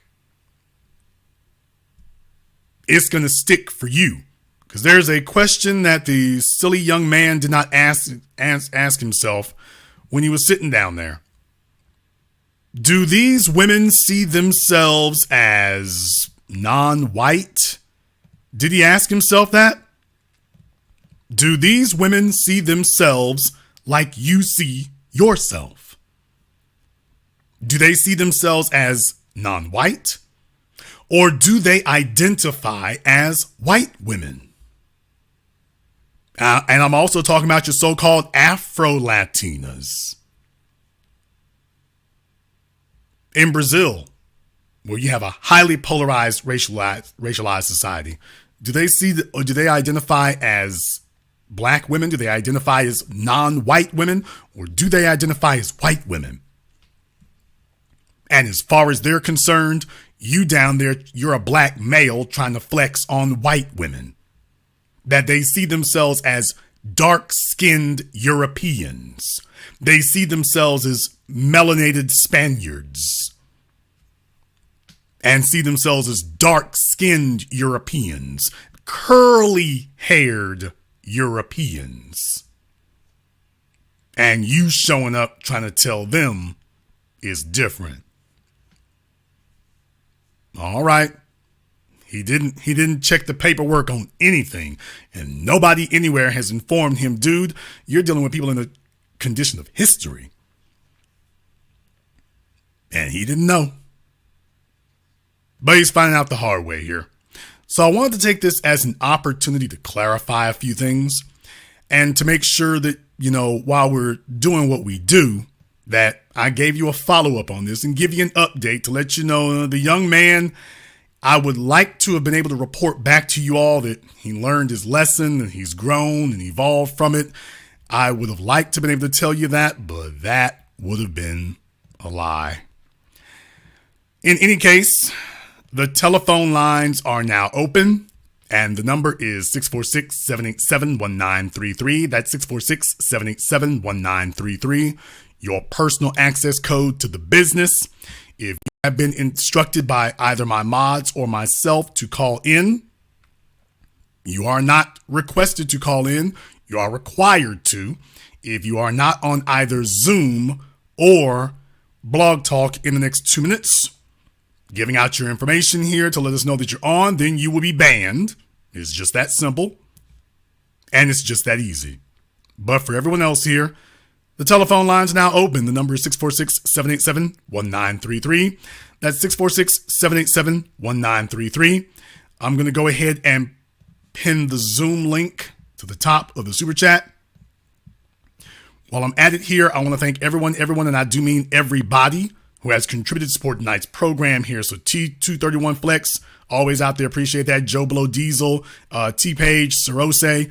Big shout out to Naturally Tura. Big shout out to Naturally Tura. I see you. Big shout out to you there. Thank you very much. We appreciate that. We're going to go ahead and hit up the phone lines now. The number is 646-787-1933. That's 646-787-1933. Let's check and make sure everything is all right in that regard. All right, let's try caller from area code 281. You're on live with The Business. What's your name? Where you calling from? Prince out of Richmond, Texas. Prince out of Richmond, what's on your mind? I can't hear you. Okay. Prince, just hang on the line there for a moment. Let me see, because that's what I wanted to check on there. Everybody who's on Blog Talk, just give it just a moment here. We're going to see if we can get that get Blog Talk straightened here for you because I was wanting to get one of the connections redone. We'll get them straightened out here in just a moment. Also, by the way, I do give priority to Zoom. So if you do go on Zoom, make sure you're not in a dark room or whatever. But I do give priority to Zoom. So definitely go ahead and check that out there as well. We're doing a nice program here. And by the way, we're not beating up on anybody about that, but it's necessary to make sure that we clarify the record because a lot of y'all either travel or don't. And maybe you do things or you don't. But the bottom line is, are you aware of what's going on out there? Are you aware of what's happening in these places before you get there? Because they're not letting you know. Next thing you know, you're showing up on the Isaiah Factor. All right. Prince and Richmond there, everything should be good to go now. What's on your mind? Jason, first of all, I want to say, I've lived a number of years overseas in the military. And the number one rule that we taught and is pounding our heads by other veterans who've been in there, military people been there, and by the bases, keep a low profile. You do not go over to these countries, keep it kicking up a whole bunch of dust. Even when you're stationed in the States, don't go to these little towns trying to say you running through the women like that, Jason. Soldiers have come up missing like that. They actually have to ban certain soldiers or groups of soldiers, Navy, Marines, whoever, from certain areas when they have problems like that. He does not keep a low profile. Jason, we've been going overseas for years, since World War I, black soldiers. And on top of that, you got war babies over there, soldiers sometimes drop a little, package over there, have babies or whatever, and then they roll out. But this guy is totally off code. Now, I want to ask you a question. With him, do you think what the problem is? Does he lack message discipline, or they have no message at all? What's causing them? Does he not just doesn't have game? It is not that he lacks message discipline. He lacks discipline, period. Because here's the thing, Prince. Okay. When you and me travel, when we go out of the country, we see ourselves as members of a group. And therefore, that's why whenever I go somewhere, speak somewhere, yes, I'm from Louisiana, but everywhere I go, almost 50 years old, and I address people, even here on my program, I address them as sir and ma'am. So that's not something I just picked up yesterday. I am a representative of my group. So you see, when I go to restaurants, when I go places, when I go to hotels, I'm a generous tipper. I am polite to everyone. I'm excessively polite. Now, that doesn't mean I take a bunch of bull jive if it happens, but if I make a scene at a hotel, you had it coming because I did everything right before the real thing jumped off. But I see myself as a member of a group and, more importantly, a representative of the group. So you see, that discipline is when you act like you're being watched even though you know you're not. Even though you know you're not. So you see, even when I'm not being watched by any of you, none of you would know me internationally if you ran into me or if my navigator ran you over. You wouldn't know. So my bottom line is, even though you wouldn't know me if you saw me, I'm still beholden to you. I still see myself as your representative. So you see, if there are 4 people in line at the hotel, at the concierge, if there's 4 people in line in Tijuana, I'm going to represent well. They can sit up and say gringo or gaijin or whatever they want to say, but they better say it under their breaths because I haven't done anything that does not represent us well. I haven't done anything that doesn't represent us well. So you see, the difference is discipline. I behave and move as if I'm a member of a group, whether I'm with that group physically or whether I'm by myself. At all times, I'm still a member of the group. These dudes are mercenaries. These guys are by themselves. It's every man for himself. Get it however you can get it. Take it however you can take it. So there is no discipline. This is why he can sit up here and bold-faced sit up here and say a falsehood in front of this man in Houston. He's not accountable. Right. No, he knows that none of the quote passport bros, the assport bros, are going to hold him accountable. None of them are going to say, "Hey, Austin, you know you was lying. We saw you on Jason's program, bro. This ain't how we move. We don't move like this," because there is no code among them. They're not a pack of dogs. They're just stray cats. That's the problem. Even a pack of dogs knows how to move in unison. These are not even a pack. They're just stray cats. That's it. So that's the reason why. It is not so much lack of message discipline, just a lack of personal discipline. And this is what the Assport Bros are. This is it right here. You never seen any of them moving as a group, like the Nation of Islam, that they are disciplined, straightforward, focused. We here to make our mark in an admirable way. That's never happened. It's just a bunch of overgrown juvenile delinquents. Here's the thing, and Prince, you understand this. Once you get past a certain age, sex ain't supposed to be new to you anymore. These are guys in their late 20s, late 30s, late 40s, late 50s or older, and sex is still new to them. They're still gaga over it. They're still panties chasing like they're a bunch of dudes in college, and that tells you that mentally and emotionally, that's where they're stunted at. They are suspended and stunted at that college stage of their lives for the rest of their lives, which is why nothing's getting built and nothing's happening. Sex is new to them. And see, that's what a lot of people don't understand. You made the point earlier. A lot of these places, prostitution is legal. In Germany, prostitution was legal. Do you know how many guys borrowed money from me to go over to the wall in Nuremberg? I mean, a lot of these places, and they're talking about it like, oh, these are relationships, or I can just meet these women. They're tricked. Many of them are tricking. Now, I want to ask you a question, Jason. How much responsibility do you put on black soldiers and veterans? Because we tend to have a lower profile. I'm biased, okay? But well, not telling them to move like that. This is how soldiers have behaved, unfortunately, since the beginning of militaries. I mean, when soldiers show up, your priority is to get them to kill other people on command. So that's what you need a soldier to do, is to kill somebody else on command. You're hoping that they don't make too many issues with the locals, especially if you're occupying a territory. You certainly hope they don't do that, because that kind of abuse leads to uprisings. So you really don't want that. Yeah. But soldiers have done this for time immemorial. They show up places and that happens. Now, it's not the majority of them, but there's going to be soldiers, especially when bullets are flying. And lack of decorum and discipline, there's something's got to give. Now, that doesn't mean it should. I hold you responsible for that. You are still a man, first and foremost. So I hold you responsible for that. You're disciplined enough to kill, but you're not disciplined enough to buy condoms. Something's wrong here. Now you're having a break of discipline. So I gotta hold you accountable for that. I have to.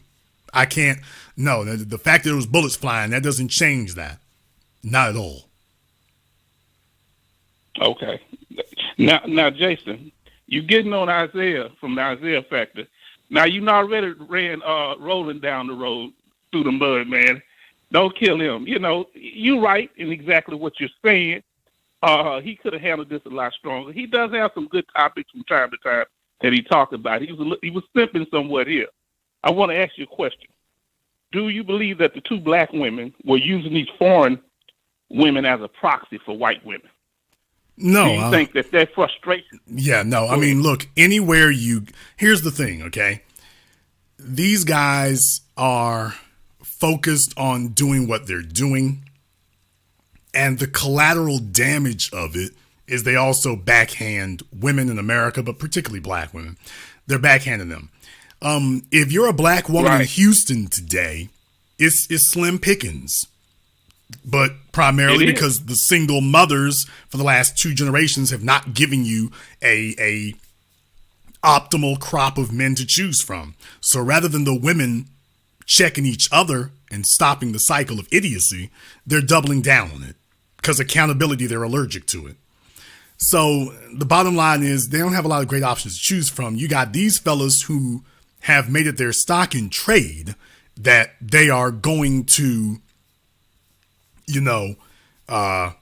exercise their income and their socioeconomic power. So they're getting passports, they're, quote, traveling, and they're focusing that energy on females. So all that they're doing all that, the kind of things that females like, even if they're not doing it at a high level, but these women are not getting the benefits of it. So they're really, as far as they're concerned, it's a mathematical equation.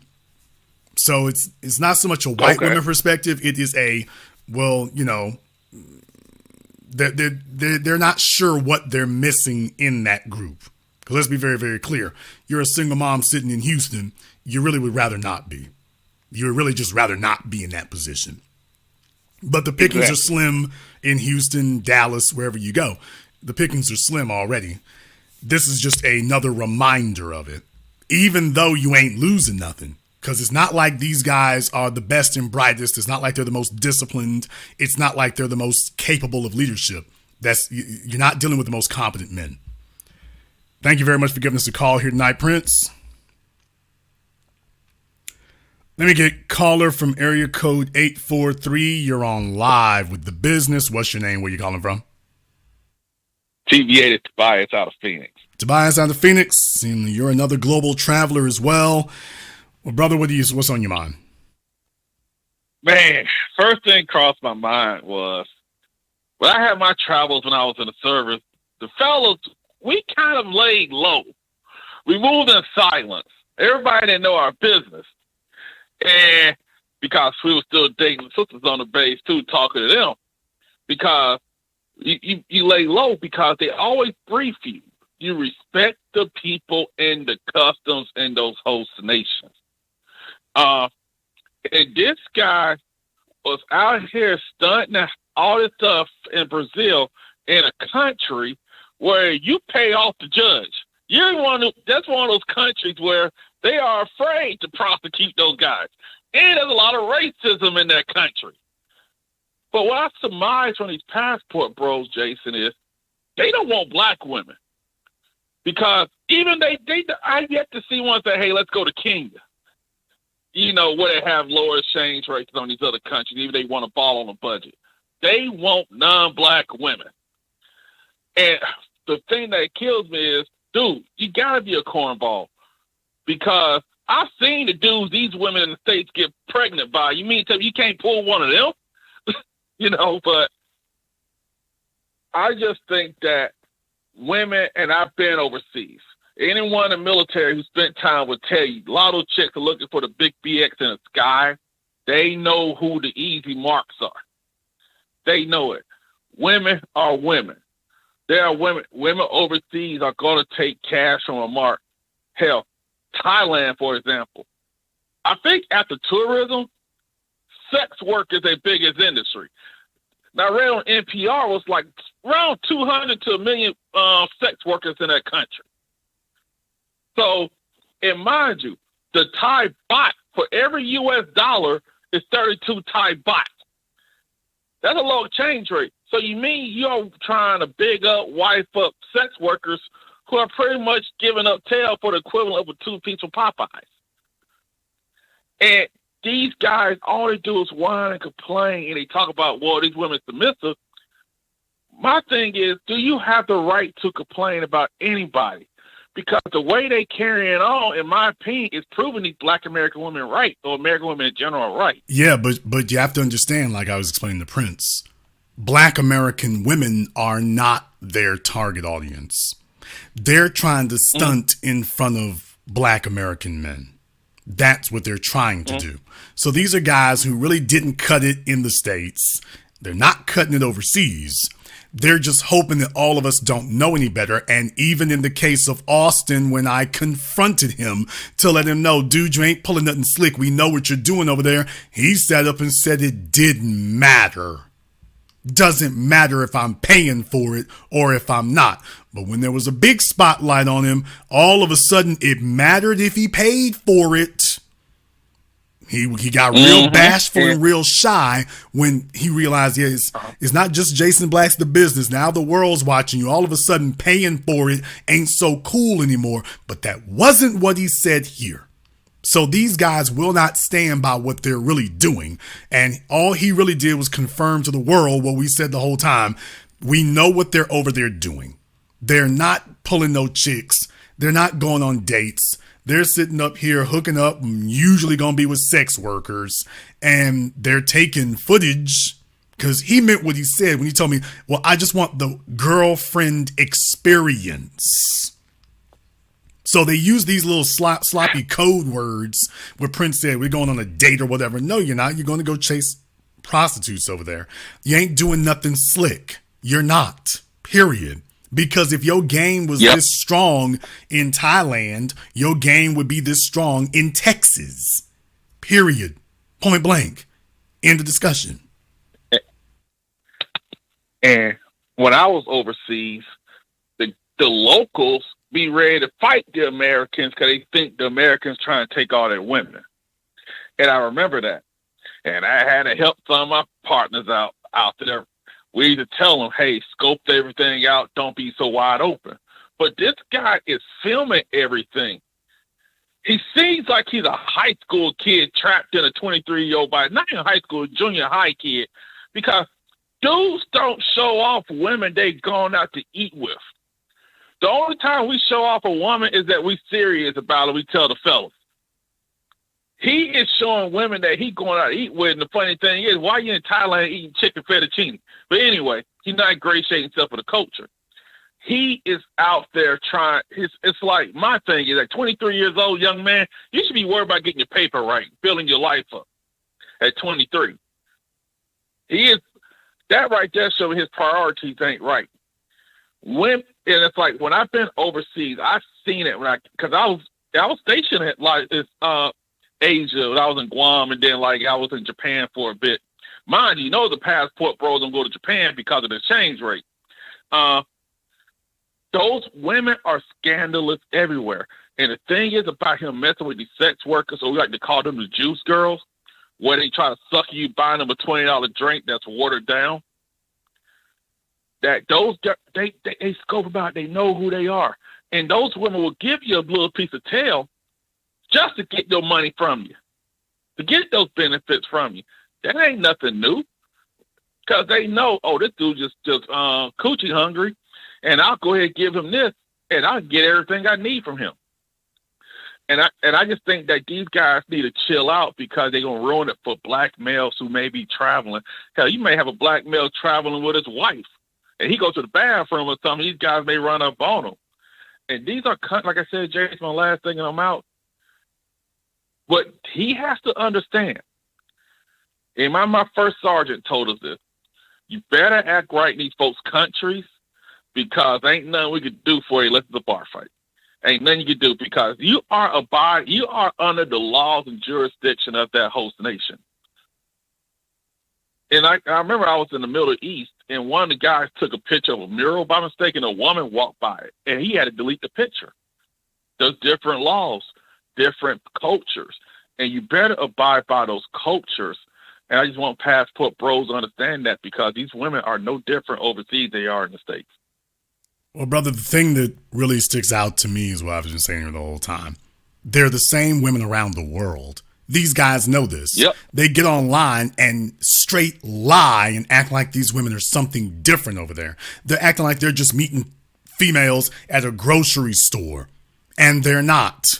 These are guys going to spots, video after video, even ones not from Austin, where literally, oh, he's at a nail salon. We know what you're doing there. They're going to all the hot spots where they pick up hoes. What you're not seeing are any committed relationships. And here's the real thing. For the times they even try to pretend like it, these chicks ain't really going for that. And that's why I keep leaving the picture that's up on y'all's screen right now to say, by the way, he said that this kind of behavior from black women was unacceptable. He said that this was exactly the reason why he wants to be overseas. He goes overseas and we say, I'll be damned, they treat you like a lame over there too. But that's okay. You're singing their praises. So what that tells us is it's obviously not the girlfriend experience. You talking about all the stuff you complain about you're getting hit with over there. So that's not the reason you're going, is because you're avoiding that, because you documented for yourself you're running into it. So what are you really going over there for? And it seems to us that the only difference is buying it is more accepted over there than it is over here. Because nobody's going to be impressed by your Instagram when they realize you sitting smack in the middle of the red light district. Thank you very much for giving us a call. Let me get caller from area code 716. You're on live with The Business. What's your name? Where you calling from? How you doing? My name is Otto Williams Jr., calling from Buffalo, New York. Okay, you try that again. What's your name? Where you calling from? Oh, can you hear me?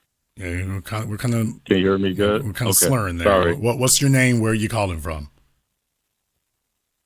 They call me OJ, but my name is Otto Williams Jr., and I'm calling from Buffalo, New York. Okay, Otho from Buffalo. What's on your mind? I find it odd with all of this, the hate. I have to call him back. Call you back. Hold on one moment. With the hate or the disingenuine talks of black men, because this is the words that everybody keep using. You even use this, sir. These are the black men that black women don't want. We're corny. We're lame. We're L7 squares. I'm 40, so I remember being called L7 squares. Nobody want us. So why it is a beef with black men talking about, okay, we're not wanted, let's go somewhere else. But we heard of divestment. Black women, it's a hatred group of black women that hate black men. They clearly stated. We have a clubhouse. They have said it. Murder black men. We call the police on purpose. And we also, what we're going to do is going to abort black male babies. Cynthia G has said that, led by Kristen Carrison. Beyond is called. Okay, sir, you're going on for a while. You're prattling on for a while. We get the point. No, I was ending it right there. Sir. I was ending it. Okay, why sir, is that no sir, beef with all right, divestment? calm yourself down. Calm down, son. Mm-hmm. Calm down. Take your meds. Calm down. The only thing you can do is call out the usual debunked suspects. You're not calling out any new names. Crystalline and Cynthia's whacked out ass has been doing this now for over a decade. You're not calling out any. Nobody okay, talks sir, about that. calm yourself down. I'll let you speak. Calm yourself down now. All you could do was call out a couple of washed up rejects who've been out there for a decade. What you did not do was you did not call out anything new. That's all you did. So if all you can do are call out a couple of stereotypes, all you can do is just call out a couple of puppets. But what you're not doing is indicating how that's somehow indicative of the larger society at all, period. So all you could do is call out two of the usual suspects. That's all you could do, period. What else you got? So you don't see these TikTok. Okay, sir, let me try this again. Social media platforms. So let me try this again. You named Cynthia G. Platforms. You named Cynthia G and Crystalline Carrison, two old hoes who, by the way, when Cynthia G needed to get pregnant, yikes. In any case, and by the way, Crystalline Carrison, how did her marriage to her white husband go? Oh, hell. So those jokes kind of write themselves. So in any case, yeah. What else you got, man? You got another name you can throw out there? Oh, okay. Did you not see the TikTok when it said good black men is not enough? Over and over. You just seen the one black woman that was talking about a man if she just said no to an engagement. You just had two black women on the couch, well, three, saying that a good black man is not good enough anymore. I don't know. It's all okay, these, sir. You ever heard of Crimson Cure? Slow down. Okay, sir, slow stuff. down. Now you said, did I see a TikTok? Mm-hmm. Okay. What is the average age of the female user of TikTok? I'll be seeing 30-something-year-of-age Okay. women on Sir, TikTok. Yes. what is the average age of the TikTok user? Between 24 and 34. Okay. Actually, it's younger than that, sir. TikTok is made for teeny boppers. That's the whole point. They're getting older on Facebook. They've already moved to middle age. Instagram, they're already moving to their late 20s. TikTok is where the teenagers and the middle schoolers and high schoolers hang. That's I not. literally was watching That is TikTok okay, live sir. with women my age. Okay, sir, you might be able to pick out. Here's my real point. You might be able to pick out one or two females there, but what does that tell you when you, first of all, when you are hanging out in the place that is literally made for teenagers, and number two, you're looking at women hanging out in the place that's made for teenagers? What does that say about you and those women that you're all hanging out in a place made not for mature adults, but made for teenagers? What does that say? I just gave you age groups of Okay. women, a Sir, lot of them. You can go on TikTok is and see made. it. TikTok is where the teenagers No, it's not. hang out at. Why do you keep trying to paint a Sir, narrative? it's That's where what the you're doing teenagers now. hang out at, and there are some adults there, but these are adults who have failed to mature. TikTok is not where mature adults hang out to do anything. That's the point, sir. That's not the place for a mature adult anywhere at all. So for you to sit here lying, for you to sit here arguing over it, tells us what your mental state of maturity is. That's where the kids hang out, sir. I love your narrative. So let's talk about why are you dissing men that nobody want then? You can't write that narrative because you said these guys are the guys that can't get these black women. Okay, Of course, sir, they don't want them. What was the issue? You can't what stretch is that the narrative, sir? can you? What is the issue that I raised about Austin when he came on before? Did I raise an issue about him going overseas or doing anything in particular? Did I raise an issue about that, sir? No, but you Okay, keep showing what that right what here did for what some did I reason. what did I say was the problem, sir? Because you're asking redundant, silly questions. I already said what the issue is, and you tell me why they hate. Nobody's hating. What did I say the problem was, Otho? Because somehow you only think that these black men are going there just for prostitution. Okay. If I give you a real examples, you keep saying that's not good enough. That's why I was like, that's weird. That's a painting a narrative. I don't know why you're doing that. I literally just talked to men today on these platforms, not just TikTok, Facebook Live. That's literally dudes right now. Okay. They was literally Sir, in Africa. let's They was go- literally in Dominican. let's go ahead black and men. let's go ahead and update your files for you here because this is kind of silly. The average age of the TikTok user, by the way, everyone, in case you were wondering, the average age, 60% are between the ages of 16 and 24. 26% are between the what? age. Sir, quiet. I already said it. You don't listen very well. The average, this is the guy who's going to educate us. He doesn't even listen to sentences. The average age of a TikTok user, 60% of TikTok users are between the ages of 16 and 24. 26% are between the ages of 25 and 44. So if you are a 40-year-old person sitting in a platform where 60% of the users are teenagers, I submit to you that you have not really progressed as a person. I'm gonna submit to you here, information? sir. I'm gonna send you all these guys. sir. links. I'm going to Over submit to 20, you 30 that, guys. sir. I'm going to submit to you that if you're in a place where teenagers are concerned, if you're taking a woman seriously that you met at the teeny bopper club, what the hell are you doing amongst I said, a bunch can of I teeny get boppers? your information? Okay, sir. I asked to show you these guys. Sir, I You're just asked trying a to just say it question. don't exist. Sir, I asked a question. How is anyone going to take you seriously when you hang out in a place where 60% of the users are under the age of 24 and you're allegedly 40? How do we take you But seriously? I'm telling you, I'm not talking to under 24 people. I'm talking Yes, to men. sir, in but their how did 30s, you all 36, how did you 34, all end up 40, on a 42. how did you end up being 40 years old on a website that caters to teenagers? Because they were adult. That's what I'm trying to tell you. You trying to paint a narrative. Yes, I'm but literally talking guys what my age. caliber of adult over the age of 40 is on TikTok with teenagers, sir? What type of adult over 40 is that?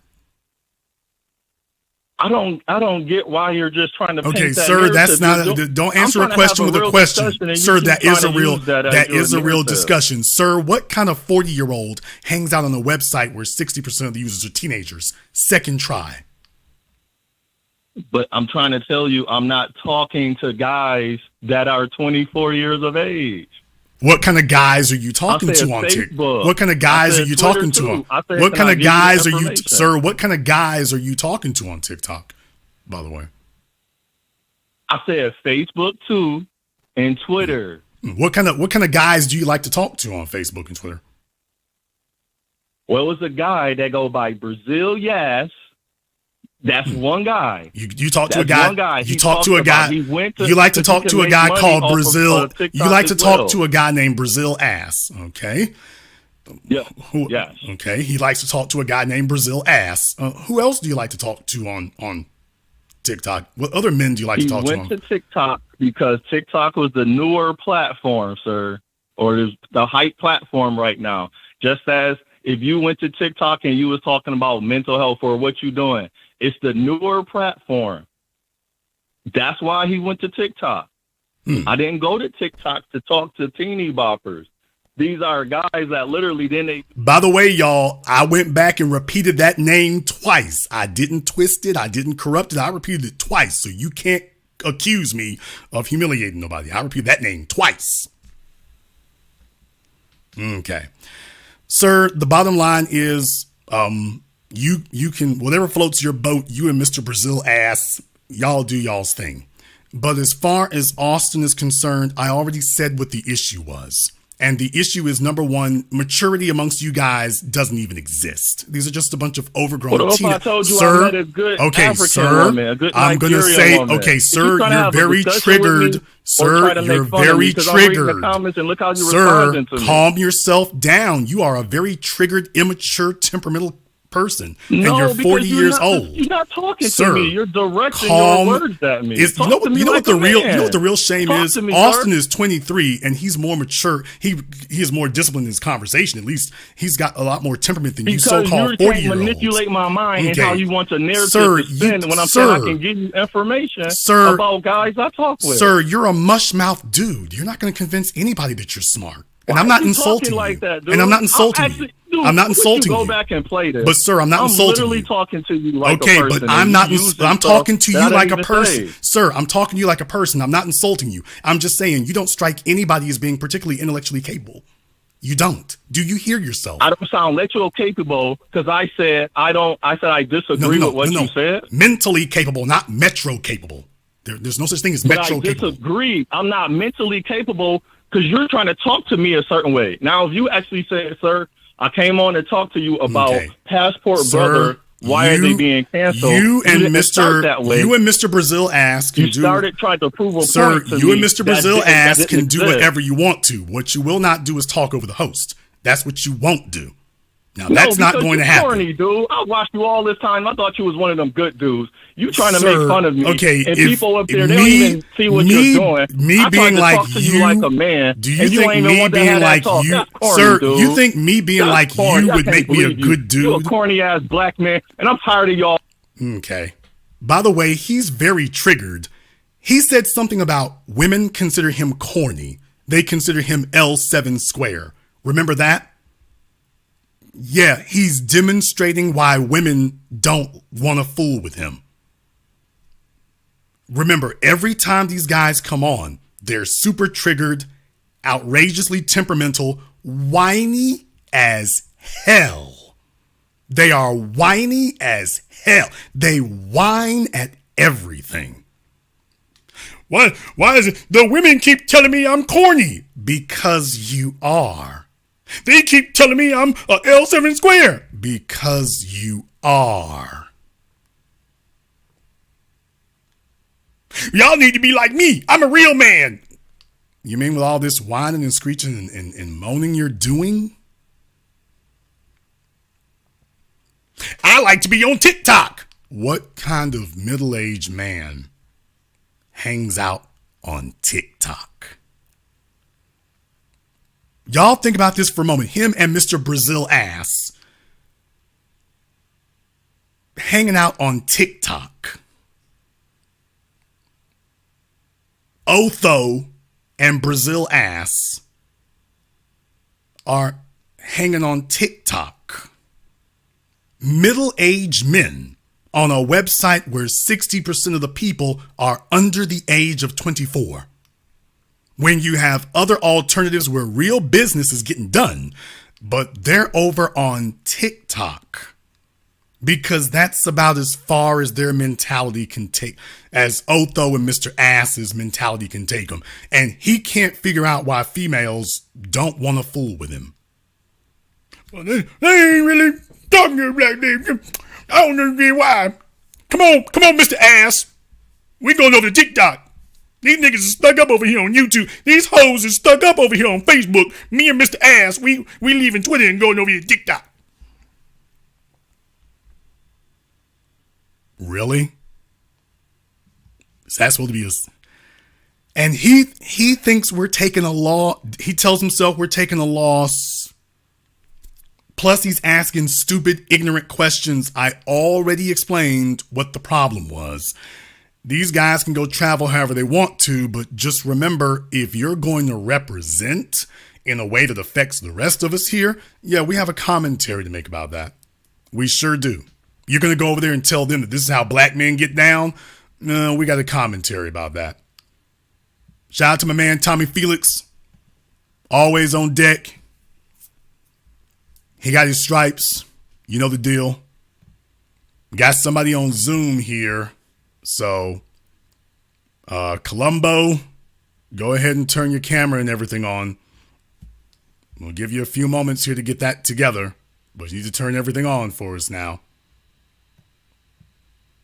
You're not going to be able to get on until you do. Okay. He's on camera here. Give us just a moment. We'll go ahead and bring you up. I don't know where in the world my thing got lost to. There it is. Have to bring it up a little bit higher up. All right. Columbo. I think I got him on here. Okay, I thought I did. I'm here. All right, what's on your mind?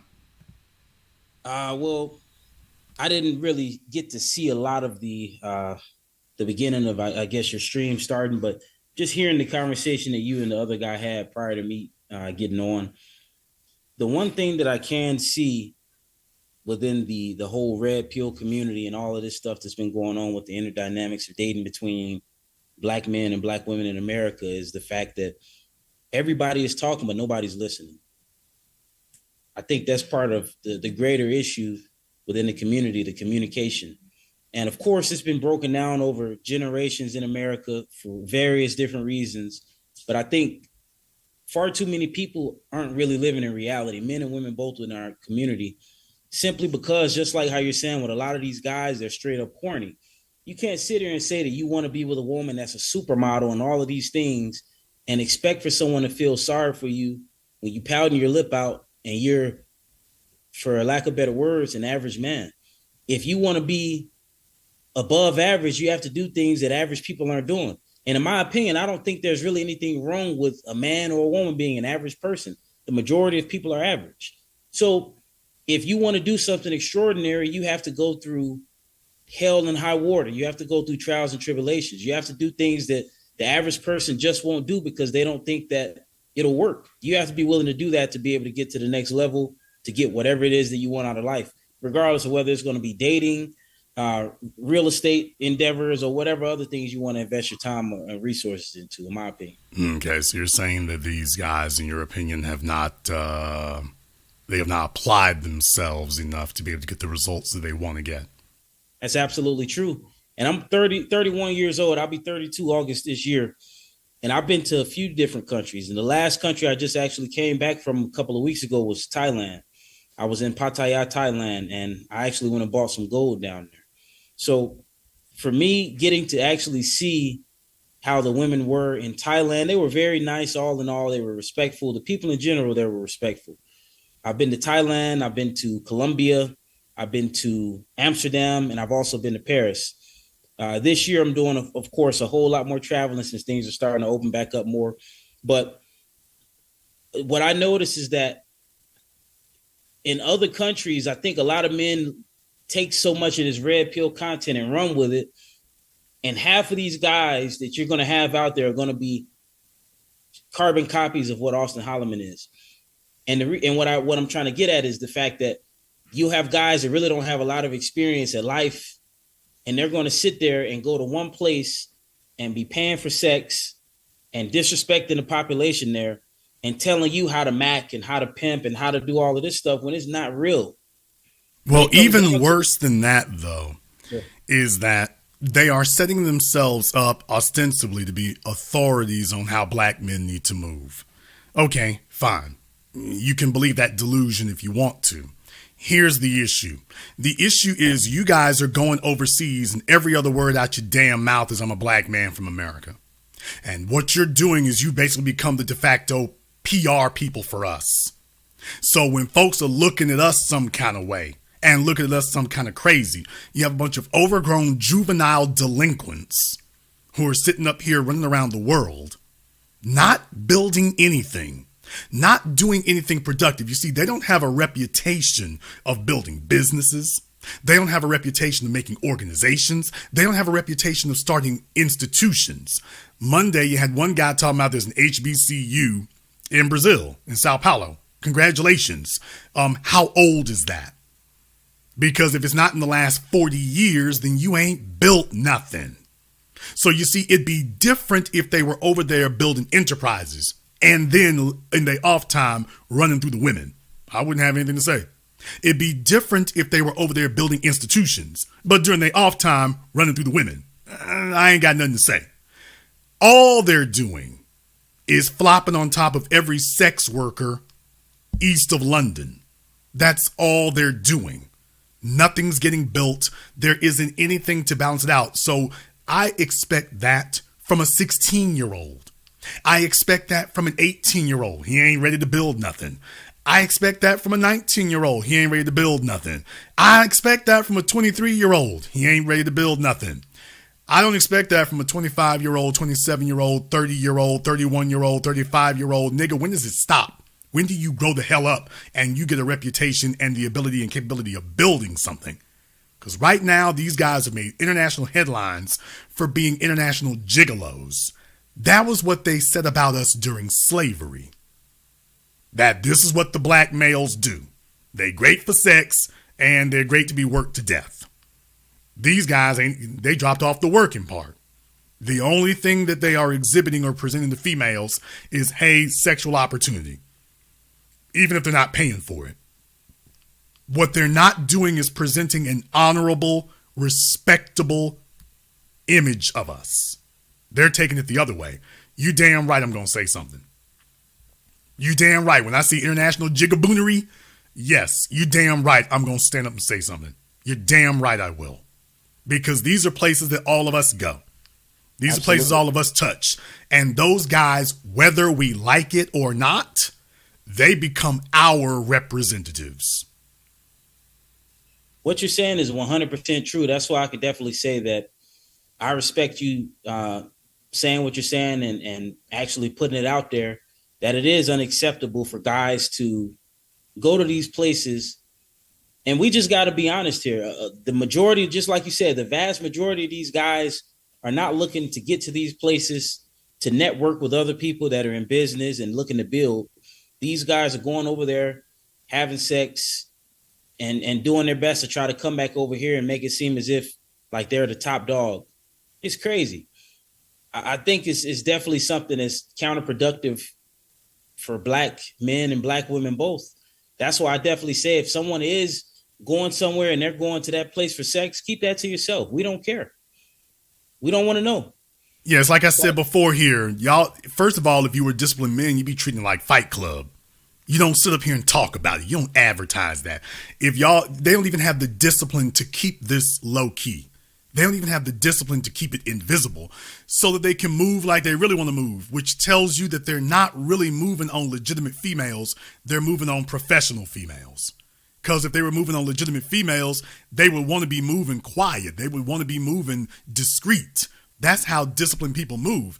Hell, you wouldn't talk about display your finances the way these guys are displaying their sexual proclivities. So this is a complete and utter lack of discipline, a complete and total breakdown of discipline across the board. And that's the kind of thing that eventually comes back on us. It gets seen on us because they don't make any distinction.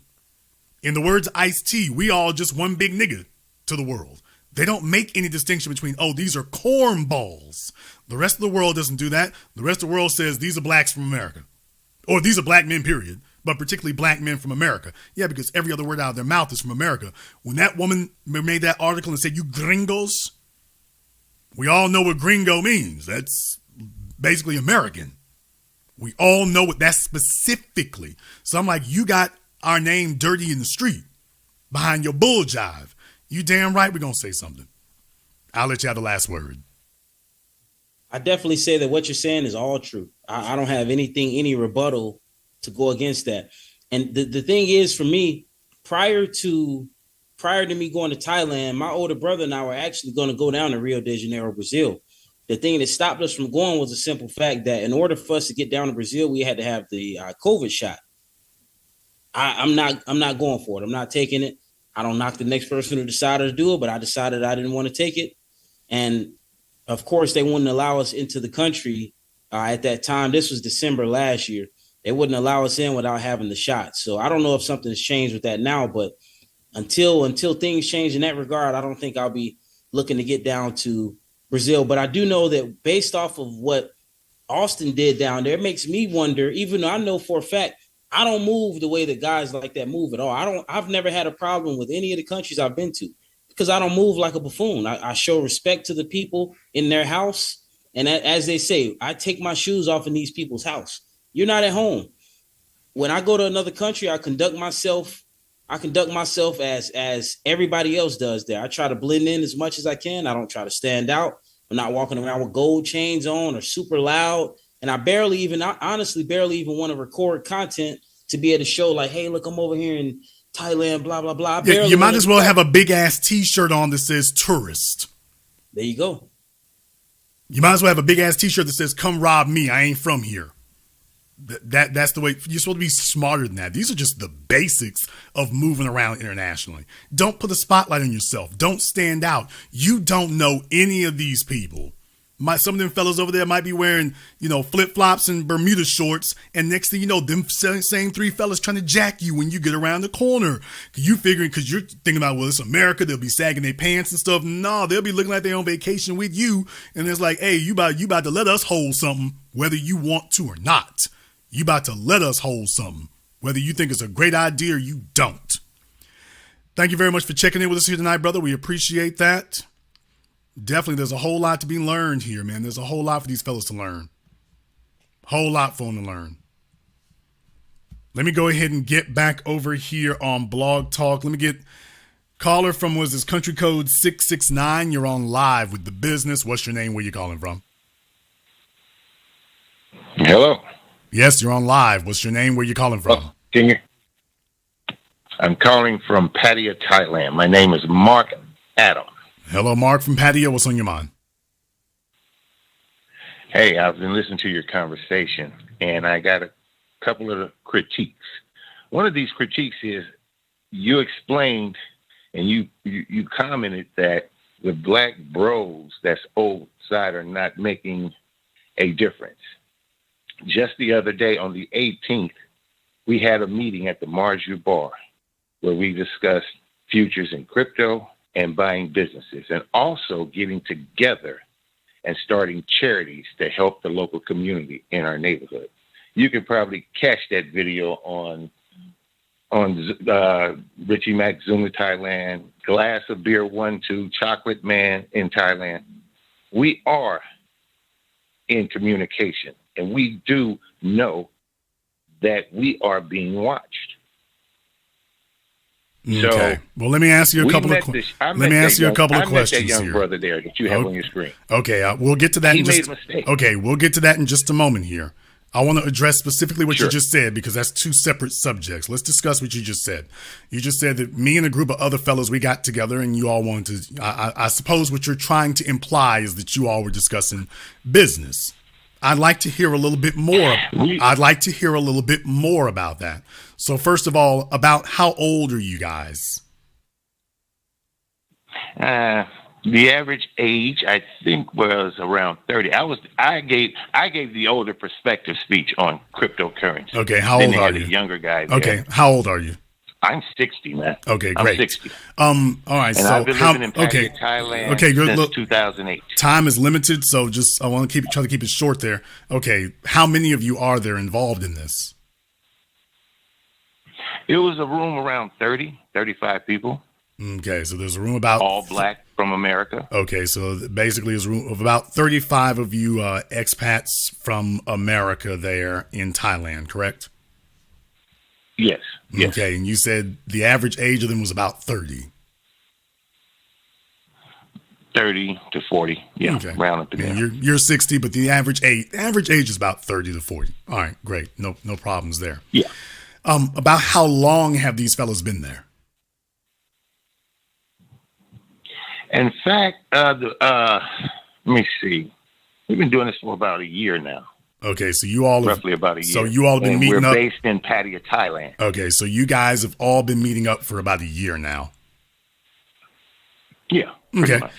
But what I want to find out though is the other fellas. Well, let me find out, how long have you been living in Thailand? Living there, I mean. I've been living in Thailand since 2008. Okay, you've been there 14 years. Yeah. 14 years. Yes. That's great. About how long, the guys in their 30s, about how long have they been living there? Did they just show up?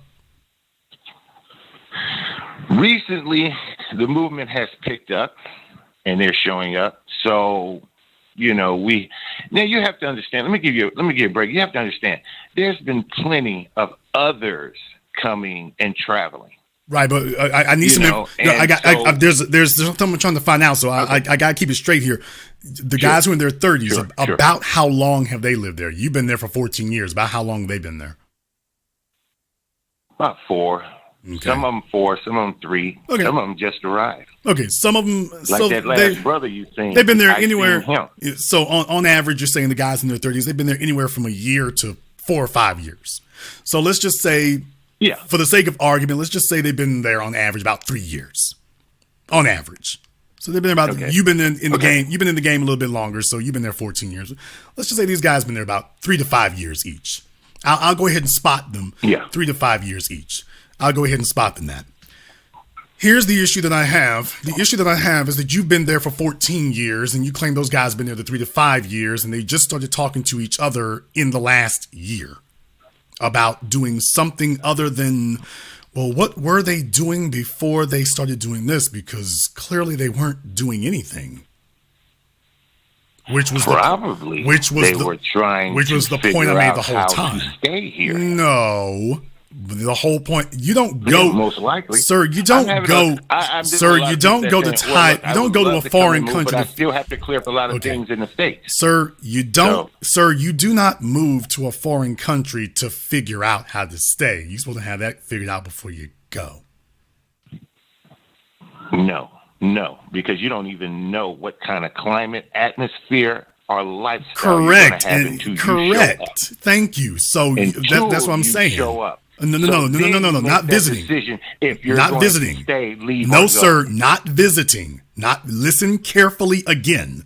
Not visiting. If you're going, I use that specific word that you live in Thailand. You said you live there. Yes. And I asked about those guys living there. I am not an expat. Right. I've called myself an immigrant now. Okay, but I'm talking about, do these guys live there? Because if they live there, they're supposed to be all through with the speculation and inspection. If they live there, the thinking's supposed to be over and done with. No. So in other words, you're saying that they're not ready. About something, what I'm trying to say is, certain videos have came out to make the brothers curious about another place to go. Okay, but sir, I'm talking about beyond that. No. Okay, sir, you're talking about visiting. Sir, I'm going to try this one last time, and then I got to move on if you can't get it. I'm talking about living there. You don't say that I live in Thailand and you're still investigating it. You're visiting to investigate. When you say I live there, the investigation is supposed to be over and you've made a decision. That's why we call it living there as opposed to visiting. Yeah, I live here. Right, Yeah. I'm talking about them. Okay, I'm talking about them. Come back I'm to not the talking United about you. Okay, this guy doesn't get it. Yeah, I Sir, don't have okay. to come back to the United Okay, States. I'm not talking about you. I live I'm here. not talking about you. I'm talking about the 30-year-olds and the 40-year-olds that you said that y'all had a little group meeting here. I'm talking about Well, them. they probably still have mothers and sisters that they have to go back to the United States and tend to. Right, and there's my whole So point. I wouldn't call that a full-time life over Right. here. Thank you, sir. And that is the whole point. You just made my point for me, so thank you very much. You've just reinforced the point I've been making the whole time. So the question you asked when you called in, there's your answer right there. You already know the answer. These guys are not serious. They're not building anything. They're not doing anything. Well, Jason, at the beginning of the call, what I said was that by matter of fact, okay, sir, calm down. You're 60 years old. He's getting triggered. Calm down. At the beginning of the call, you said, and I took your words down. I typed down what you said. You said, we discussed starting businesses. In other words, y'all talking. We discussed helping the community. In other words, y'all talking. How many of you actually have businesses over there? Now, I'm talking about a storefront, something we can come and see, something I can pull up on Google Maps.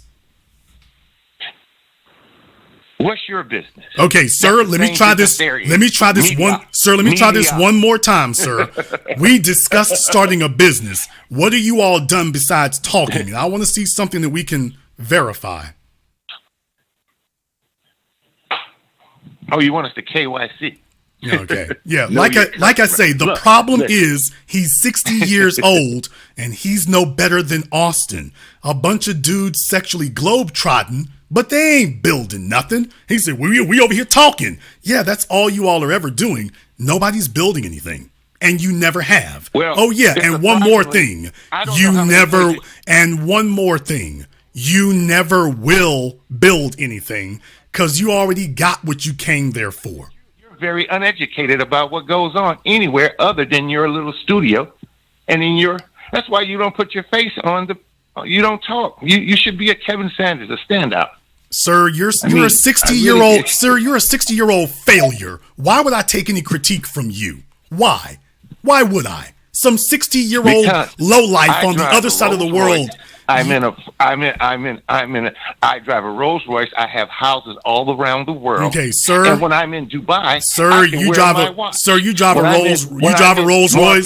Spain, sir, you drive a Rolls Royce. What's your Instagram? Yes, I do. What's your Instagram? So what do you drive? What is your Instagram? Instagram. Yes, sir. I'm 60 years old. I don't be on no Instagram. What's wrong with you, man? Sir, what you need to have, if you claim you have a Rolls Royce, you liar. 60 years old. Where's your proof of the Rolls Royce? Where's your proof that you're not just on drugs? Where's your Rolls Royce? You do not have a Rolls. By the way, a Rolls Royce in Thailand. He's talking about a Rolls Royce in Thailand. You're on crack. Nobody would have a Rolls Royce floating around Thailand. This guy is silly. Sir, here's what I want you to do. Get your AARP card. Sir. I don't know if they give you Insure along with government cheese and crack, but what I want you to do is get your AARP card and go take your lying to somebody else. That's what you need to do. This guy literally just sat here. He's laughing like a crackhead. He has a Rolls Royce in Thailand. Did you all hear that? Tura, you absolutely correct. Yeah, you're absolutely correct, naturally, Tura. Y'all, did you all hear? These are the Assport Bros. He sat there and said he has a Rolls Royce in Thailand. Did you all hear that? Did you all hear that? Passport Bros, you took another L. You just took another. These guys are pathological liars. This is what they do. They ain't got no money. They're not papered up. They're not building anything. And if you question them about it, they're just going to lie. This guy literally said he's 60 years old. He fled from wherever he was when he got charges. He got a Rolls Royce in Thailand.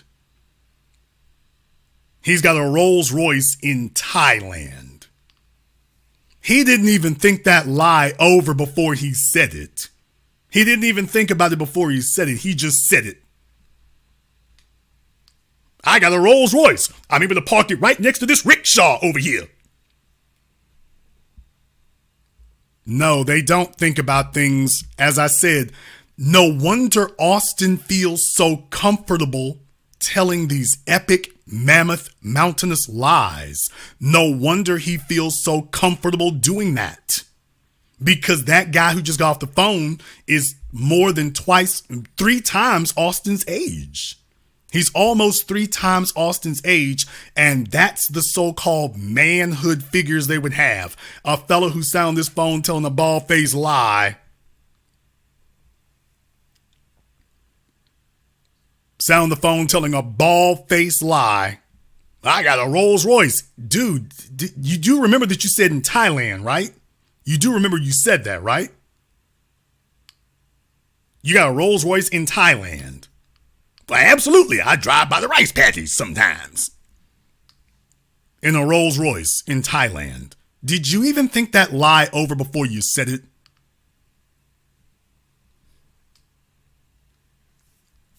Did you even think that over before you said it? No. That is the caliber of the old niggas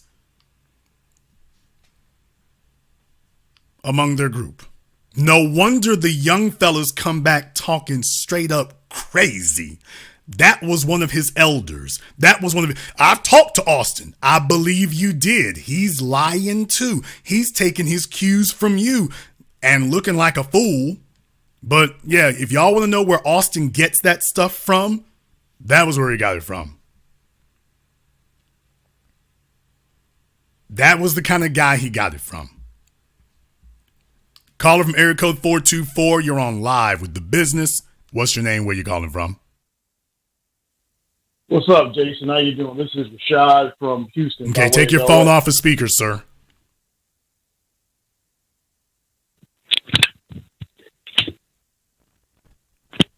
Sorry about that. This is Rashad from Houston by way of LA. What's going on? Rashad from Houston, what's on your mind? Yeah, I'm so glad you had this conversation because this was something that me and my friends have been talking about for years, about a lot of these sorry cats going overseas, thinking that they're going to be max over in Brazil or DR or whatever it is. And the reality of it is, this is not the 1990s. You know, just the climate in terms of what's going on, the world is too small at this point to try to think that you're going to pull the wool over the eyes of anybody in this point in time in history. You got women over in places like Afghanistan, and I teach Afghan kids, as a matter of fact, girls. Many of them are rejecting a lot of the oppressive things that are going on in their country, and you're seeing a lot of women having cues in other parts of the world. So why would these cats think that they will be able to go over there and disrespect the people? And you want to be a Mac, overseas, you can't get anything popping over here in America because you'll be able to get something popping over there. What they're expressing is that they want to be white adjacent. That in their minds, they don't see themselves as better than black women. You know, these assport bros are always talking as if they're better than the rest of black men. They're square, corny, mushed mouth, slurring their words, inarticulate as hell. They talk like they haven't even graduated from 5th grade. But if you talk to them, they'll sit up here and talk to you as if they got something else going on so much better. And Austin literally told the man he doesn't have a car. I'm not dissing him about that. He's 23 years old, but I'm saying he'll then turn around. By the way, he said he doesn't have a car. He must mean he doesn't have one over there, or he's renting one, because when he talked to me, he sure was in one. But I digress. The bottom line is that's what you end up dealing with them.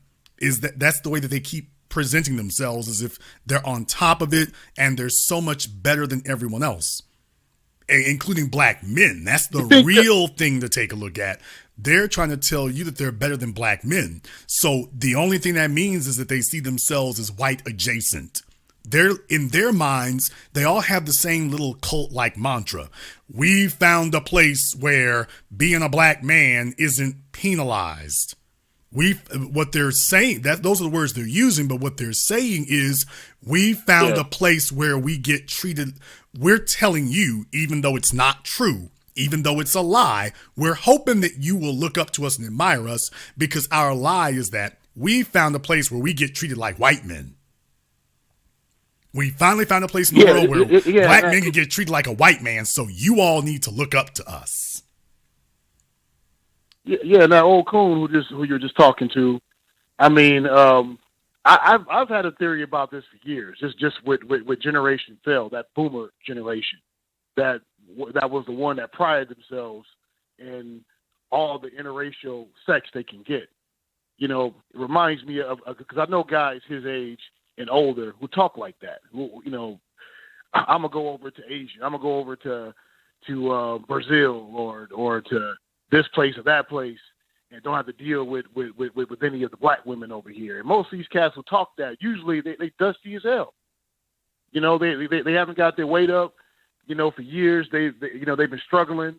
And my thing is that if your own group is not going to deal with you, what makes you think that you're going to sit up and go somewhere else internationally and they're going to deal with you? And they find out that especially in some of these Latino cultures, these people straight out despise black folks. They have all kinds of anti-black racism, you know, that they have to deal with. You know, that's the real thing, is why I asked them, what are y'all building? Okay, we see a bunch of females. Anybody can pick up a female. What are y'all building? What are you doing other than laying up on chicks? And what I'm telling you, Austin just fled from Brazil. What does that tell you? He ain't building nothing in Brazil. He doesn't even have a woman with a commitment in Brazil. And the rest of these guys, if they can sit up here and move to Thailand and be there for 3 or 4 years, you ain't building nothing. All you're doing is hanging out. Whatever little income you got, all that's doing is keeping you afloat. But nothing's getting built. Nothing of substance is being done. And in the meantime, you sitting up here dirtying up our names. So yes, as black men in America, we better stand up and say, hey, them cats don't represent us. They're clowns. They're cornballs. Absolutely. They don't represent us. I do business in Asia. Absolutely. I do business in Asia, and I have to be cognizant that these guys are walking around the place. These guys are walking around the damn place, and then here I show up. And it's like they can tell I'm different, and they can tell, okay, he's brought lawyers with him, and okay, he's different, but they got this disconnect because as soon as they walk out the damn door, here comes Austin. Hey, can I get me some fettuccine and some chicken, and can I talk to your daughter over there?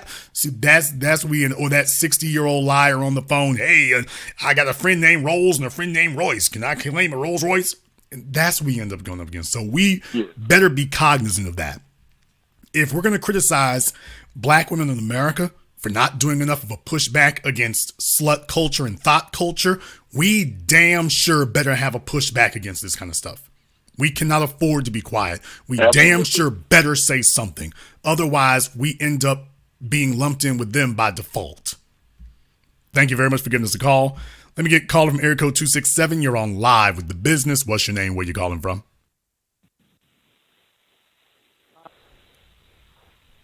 Okay, caller from area code 267 has been abducted. Caller from area code 760. You're on live with The Business. What's your name? Where you calling from? Hey, how's it going? Can you hear me? Yes. What is your name? Where are you calling from?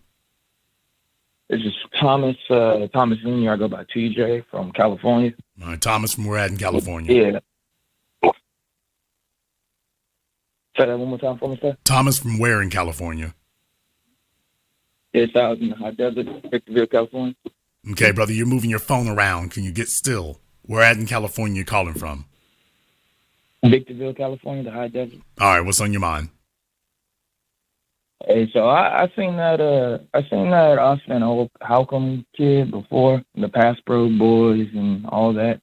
I thought that, it was kind of, I thought it was interesting because they were always kind of trying to push it as if they were going to go over there and find some good woman or, make it into this whole marriage kind of thing that the women in America are trash and how, we can't really, find any women that respect men and, have any relationships. But then they talk about game and how they have to go over there and, try and run through as many girls and how all these girls are so amazing and, beautiful creatures.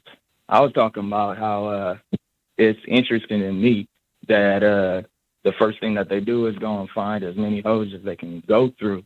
And you never see them talk about, relationships or anything of that nature. It's always just been some, just, I guess, I don't even know how to put it. Just these, like, frivolously going through women out there. It never ever seemed like they were actually trying to get married. I could respect someone going out there and, trying to settle down, change up the life or whatnot. They want to get away from America in its entirety and, maybe have a simpler life somewhere else. But it seems like that's not even a real case, Well, that was the point I made last time. The point I made here a few days ago on Monday was that, okay, what are these guys going over there for? Because it's not marriage, nor is it a committed long-term relationship. They're going over there to hook up. That's it. Okay, well, Jason, even if it wasn't the case, we know that they're not marrying anybody nor building anything or making a life. The 60-year-old failure just got off the phone confirmed that for us. So what are they doing? Even if they were, quote, had a girlfriend, and that's when they're in the country and can see them, because in Austin's case, he fled the country, so very clearly he doesn't have anything of any consequence that he owns there. Just like the rest of them, they don't own anything of consequence. If he owned something, he wouldn't be leaving. He'd be staying and defending what he owns. He wouldn't just be leaving. So they don't have anything of any consequence. So what are you doing? We're just laying up on females. Okay, well, how long? At the most, they're only doing it for a few months or a year, maybe 2 years if she's real damn lucky. So in other words, you're telling me that you went all the way to the other side of the world or to a different hemisphere to lay up with a tattooed, bull ring-nosed chick who's mushing you in the face for a year? You could have stayed in America and found a tattooed, blonde-colored haired, bull ring-wearing chick who would shove her hand in your face. You didn't have to go, brother. I could have saved you a whole lot of air miles. And the real thing that's embarrassing about it is you claim that's what you didn't like with American women. Well, why is it that this is so cool and acceptable with these non-American women and non-black women? Why is that okay? Why is that all right then? You claim you don't like this behavior, but you sure is loving it. You sure are loving it and arguing. Not only that, remember she did this the first day, and then he came back and said, remember in this other video, he's sitting there talking about, well, yesterday when we was at the restaurant, and she did that yesterday at the restaurant. She put her hand in my face. Yesterday when she put her hand in my face. Yeah. Yesterday when she did that. Yeah. He was so offended by what she did that he came back for seconds. He was so offended about it, he came back for seconds. So I'm like, okay, but you just told us that this was unacceptable from these other females. It was unacceptable. That's the issue that I have with it. I'll let you have the last word. It's very hypocritical. I think, and this is another topic, I know I'm kind of pivoting. I'd say one thing that I just completely don't understand is how you can run game or how you even have game. I'm not saying that people all across the planet don't got game in their different cultures. But if you're someone coming from America who has, completely different value systems versus someone going all the way, let's not even use Brazil, for example. Let's say you go to, Kenya, for example. I heard someone talk about that earlier, going to Kenya. How are you going to have not one, but like, what would you say? The cultural references to even be able to really have that game or be loose and cool and stuff like that. How are you going to be able to talk to the people like people of their actual culture? You understand where I'm trying to go with that? Yeah, like I say, I mean, you can't You can't sit up here and fake your way through that. You're not one of them, and you have to accept that you're not. Trying to come back and talk to us like we're silly and stupid, as if we don't know. Dude, you're an outsider over there. You ain't running nothing. These guys were running nothing in America. They don't have anything of substance. They have no money. They've gone to some other part of the world with their $1.05, and they're trying to send us back postcards claiming that they're running something over there. And literally, the only thing he was running was his mouth and his feet when it was time to leave. Thank you very much for giving us a call. Let me get caller from area code 240. You're on live with The Business. What's your name? Where you calling from? Okay, caller from 240 has been abducted. Caller from area code 872. You're on live with The Business. What's your name? Where you calling from? Hey, Jason, bro. It's Derek from the Michael Jordan City, Chicago. All right, Derek from Chicago. What's on your mind? Hey, I just got a little disagreement with you for a little bit. I think dude should be, man, busting his nose. You know what I'm saying, with the blood on his face. Why, you may ask? And you may talk about it, but I just seen a few videos for the first time about him. You seen that video when he was? It seemed like he was flirting with a little 12-year-old girl. You seen that? It was a video of him, like it was, they were speaking like in Portuguese. And I was gonna ask, like, man, if you know what we were saying, man, like tell us, or if you can sign out. Slow down. Later, slow down. Now, okay, I'm gonna stop you here, but I'm stopping you for one reason. YouTube monitors this. For those of you who want to know how we know they do, YouTube. There's a reason why every video that's put up on YouTube has a transcript. That's YouTube letting you all know. YouTube's voice to text monitors everything that happens on these videos. So I know what you're talking about.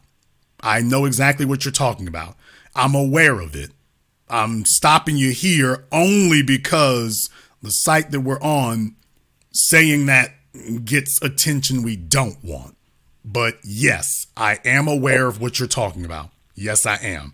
This is why I'm saying I wasn't going to put that out there like that, because the only thing is confirmation has been a little bit of an issue. So I'm not going to sign off on something that I myself haven't personally. I don't go halfway on something. So if it's not something that I can really just call them out on, I'm not going to say anything about that. And even if I were, I'd have to be careful how I go. If I were going to do it, I wouldn't do it here. I'd probably do it on Twitter or something. But I will say, yes, I'm aware of what you're talking about. Yes, there's a number of these fellas. There's a number of these fellas that similar things have happened. So this is not our best and brightest going over there. It's not our most well-adjusted. This is your disaffected. In many cases, these are your deviants.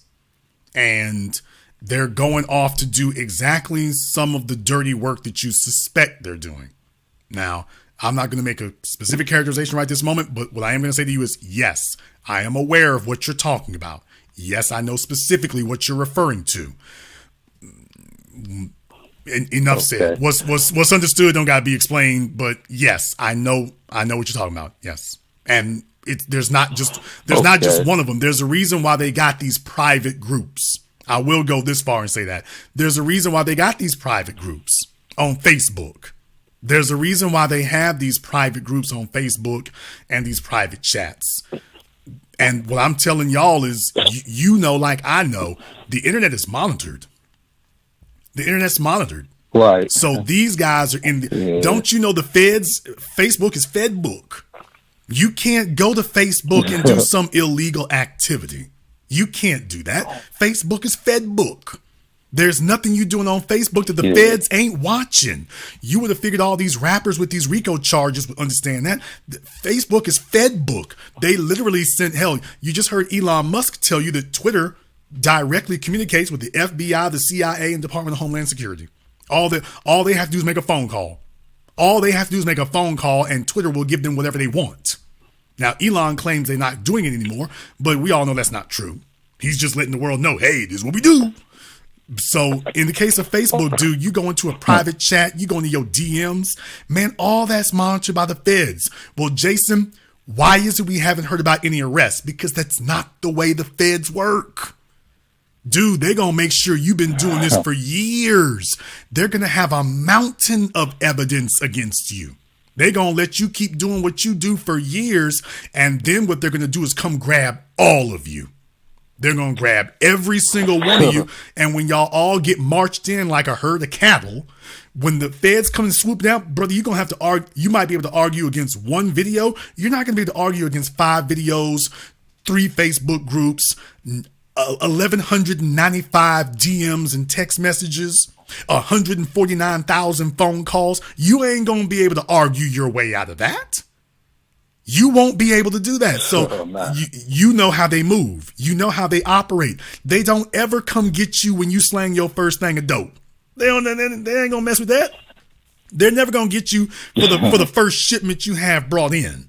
They don't ever do that. They want to know how many of y'all are involved. They want to see how much weight you can move, and they want to let you do it again and again and again. And when they come get you, it's not gonna be you're sitting up here worrying about the last time that the night they arrested you. It's like, oh, they caught me coming in from Montana, with a trunk full of blow.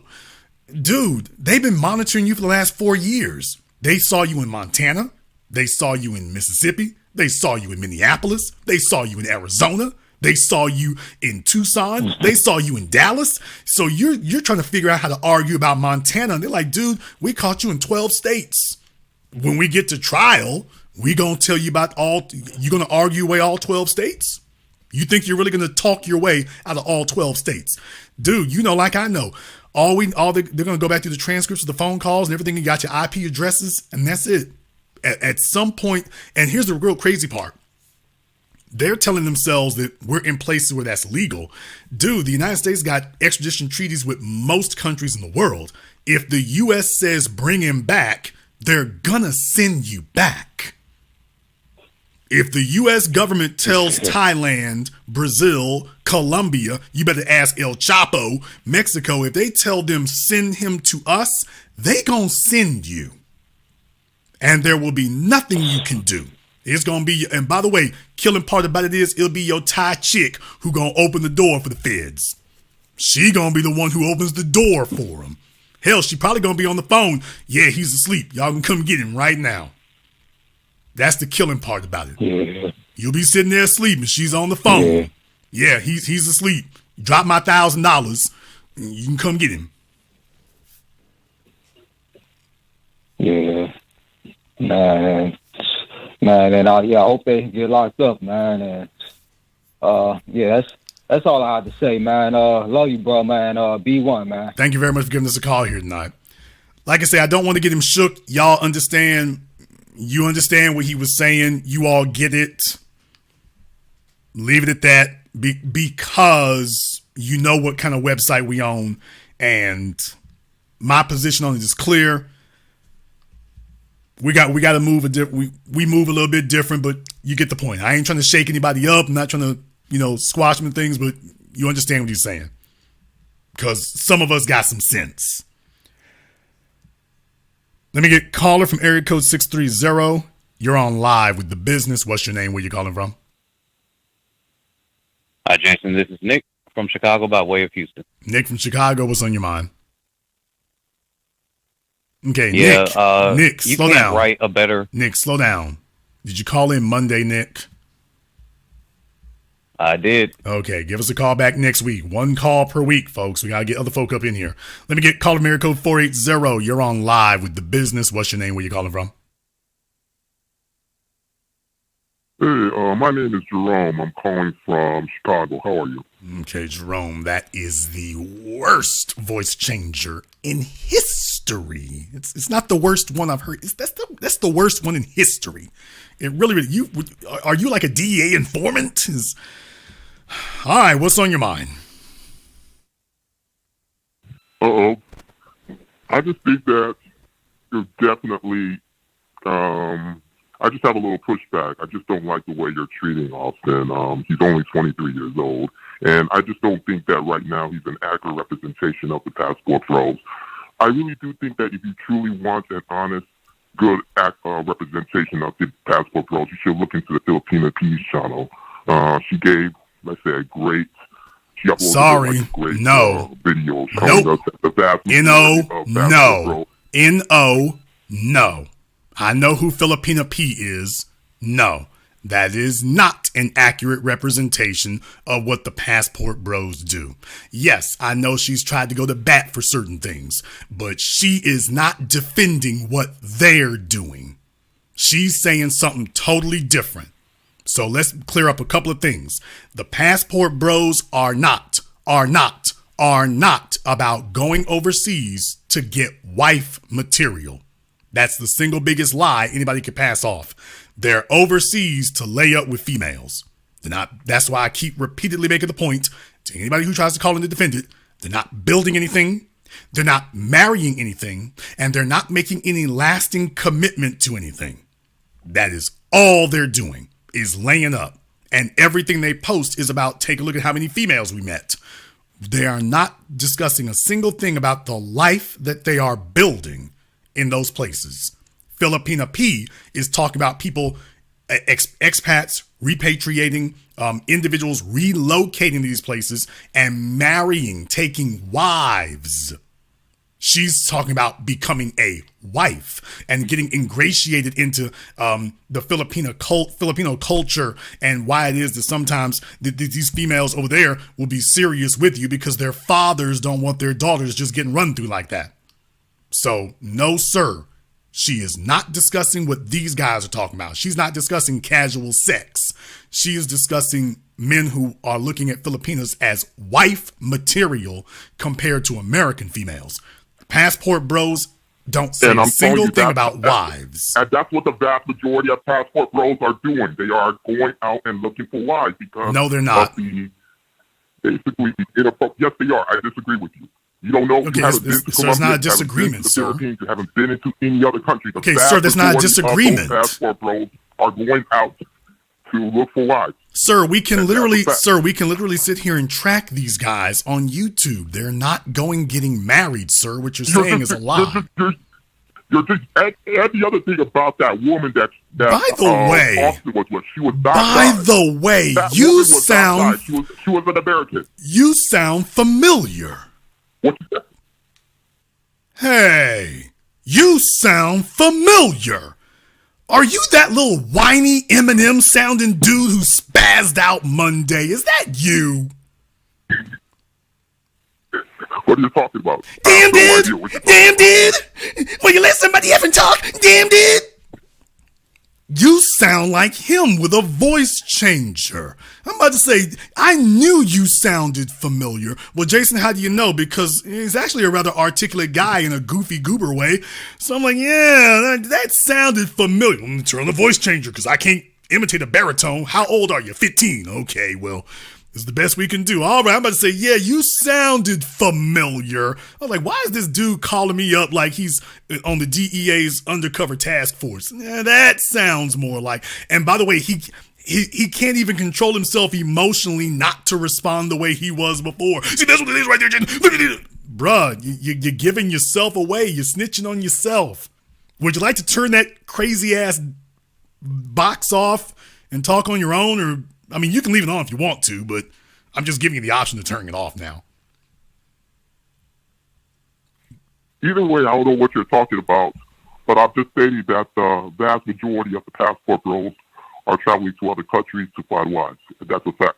That's literally a lie because none of these guys have made an enclave of married black men in these countries.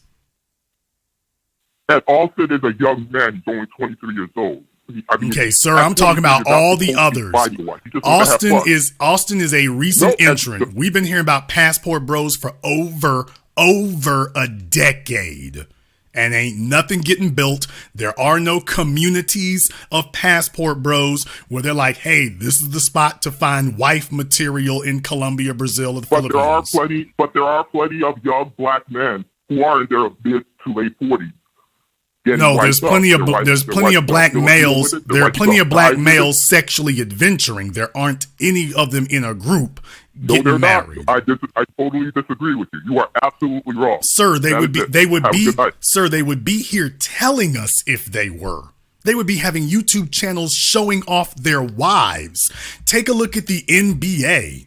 In the NBA and the NFL, every time they get booed up with non-black women, they quick to put up their photographs, quick to put up their pictures, quick to post it online on Instagram. Every NFL draft and combine, every NBA draft and combine, they're quick to post up their pictures to try to show the rest of us they found wife material here in America, but it's outside of black society. These dudes don't hide them. Hell, Austin's not hiding anything, and neither are the others. They are quick to put up pictures as soon as they get a whiff of a female. They quick to put up a picture. I mean, he's literally up this chick's ass with his cell phone. They quick to post up pictures. So all these guys are the same. If they had actually found some enclave of wife material, they would be showing, they'd be talking about, man, I married this chick, but her sister is a wife material and wants me to, and her cousin's wife material and wants me to. And I just tell all my homeboys, man, look here, y'all wasting your lives. I got 4-5 chicks right here. They all lined up and ready. That's what they would be doing. If they were really overflowing with wife material down there, that's what they would be doing. They wouldn't be putting up pictures of random streetwalkers. They would be putting up wedding pictures. They would be putting up wedding pictures and wedding ceremonies. But you can't post what you're not interested in. Yeah, oh boy, he couldn't even contain himself. His voice, I'm like, the way he was talking really kind of stirred my curiosity, but when he started getting emotional, I'm like, hey, I've seen you spaz out before. I recognize this spaz out. I recognize this spaz out. Damn dude, damn dude, damn dude, you gonna let somebody effing talk? Damn dude. All right, bro. This is what happens when you let your boys buy their underwear from the pink store. Call from area code 5941. You're on live with The Business. What's your name? Where you calling from? Okay, caller from 941 is drunk. Caller from area code 908. You're on live with The Business. What's your name? Where you calling from? What's going on, Jason? I just wanted to. What is your name and where are you calling from? I'm sorry about that. My name is Omar, calling from Trenton, New Jersey. Sorry about that. Omar from Trenton. What's on your mind? Yeah, I'd like to say that there's some things I don't get about this. Right now, I got 2 brothers, a couple of coworkers. They're in the Dominican Republic right now, and I would probably not be baffled about it if I lived maybe in the West Coast or maybe in the Midwest states, but it's like I live in New Jersey, and I find it weird to go all the way out there to the Dominican Republic to see Dominicans when you can actually get on the Parkway or NJ21 and go to Passaic County. And there are all the Dominicans you can see right there. Matter of fact, if I'm not mistaken, Jason, you had a couple of them on your show that were Dominican from New Jersey. So I'm trying to figure out why, if you want to see Dominicans, you can just drive like 10 miles up. What are y'all guys doing? I mean, look, like I know, Queens, Long Island, Brooklyn, dude, I'm talking about first generation. They right off the plane. Illegal as they can be. You can't call them westernized. Illegal as they can damn well be. Fresh off the plane. I know 2 Dominican broads up there in New York.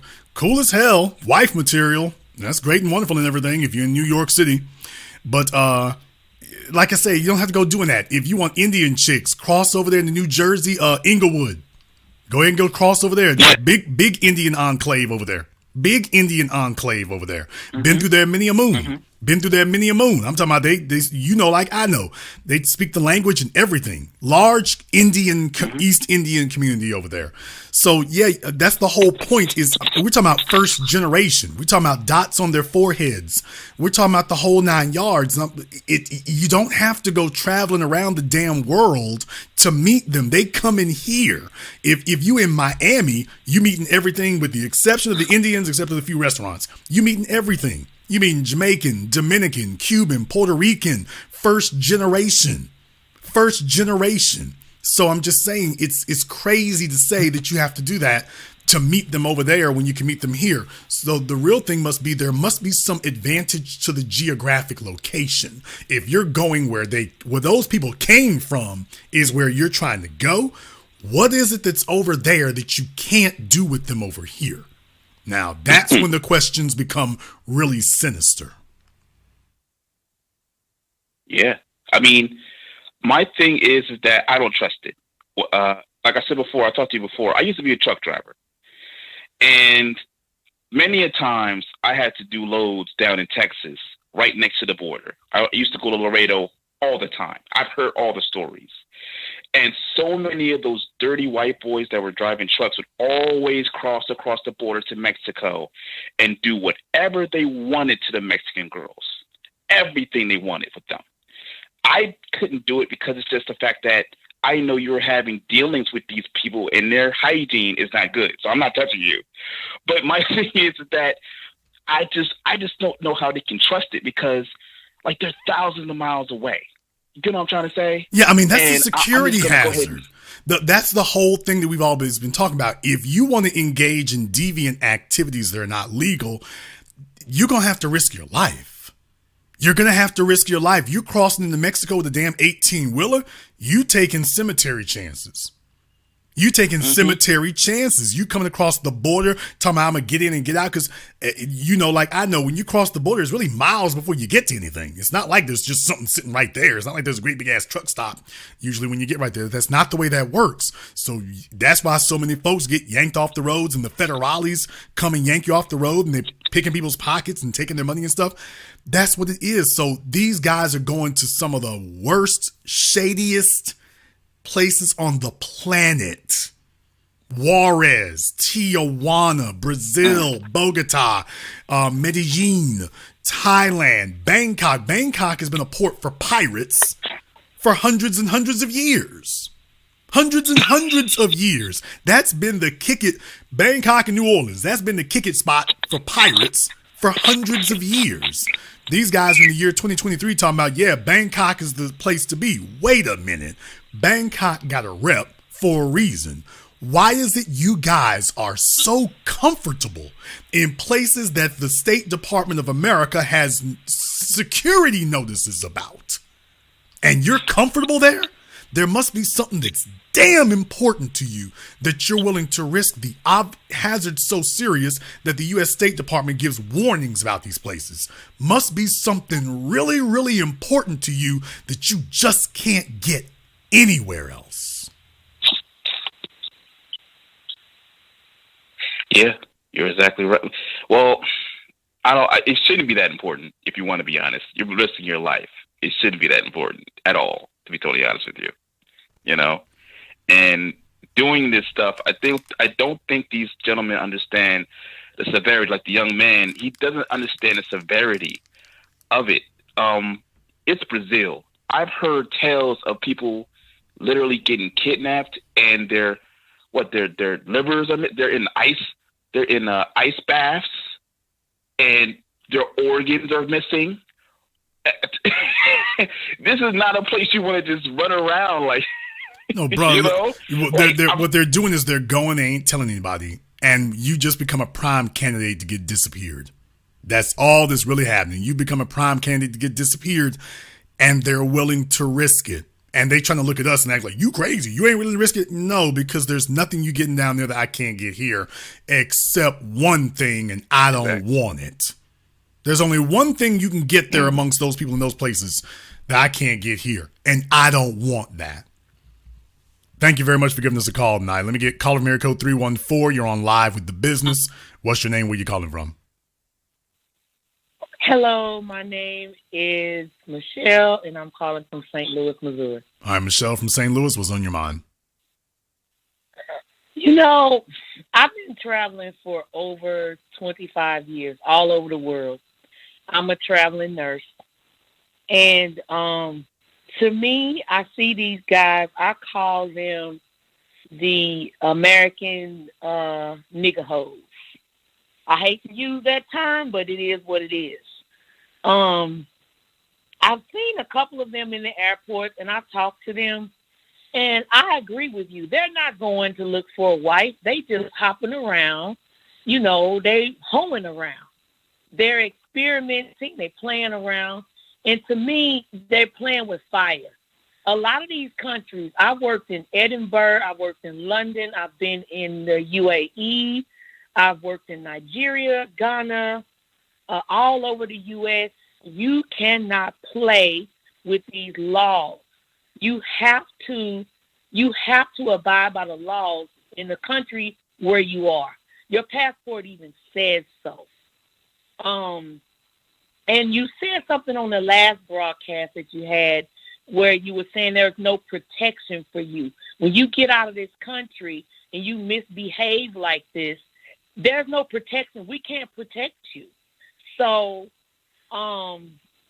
you have to act accordingly. If you're not leaving here for business, then you shouldn't be leaving here at all.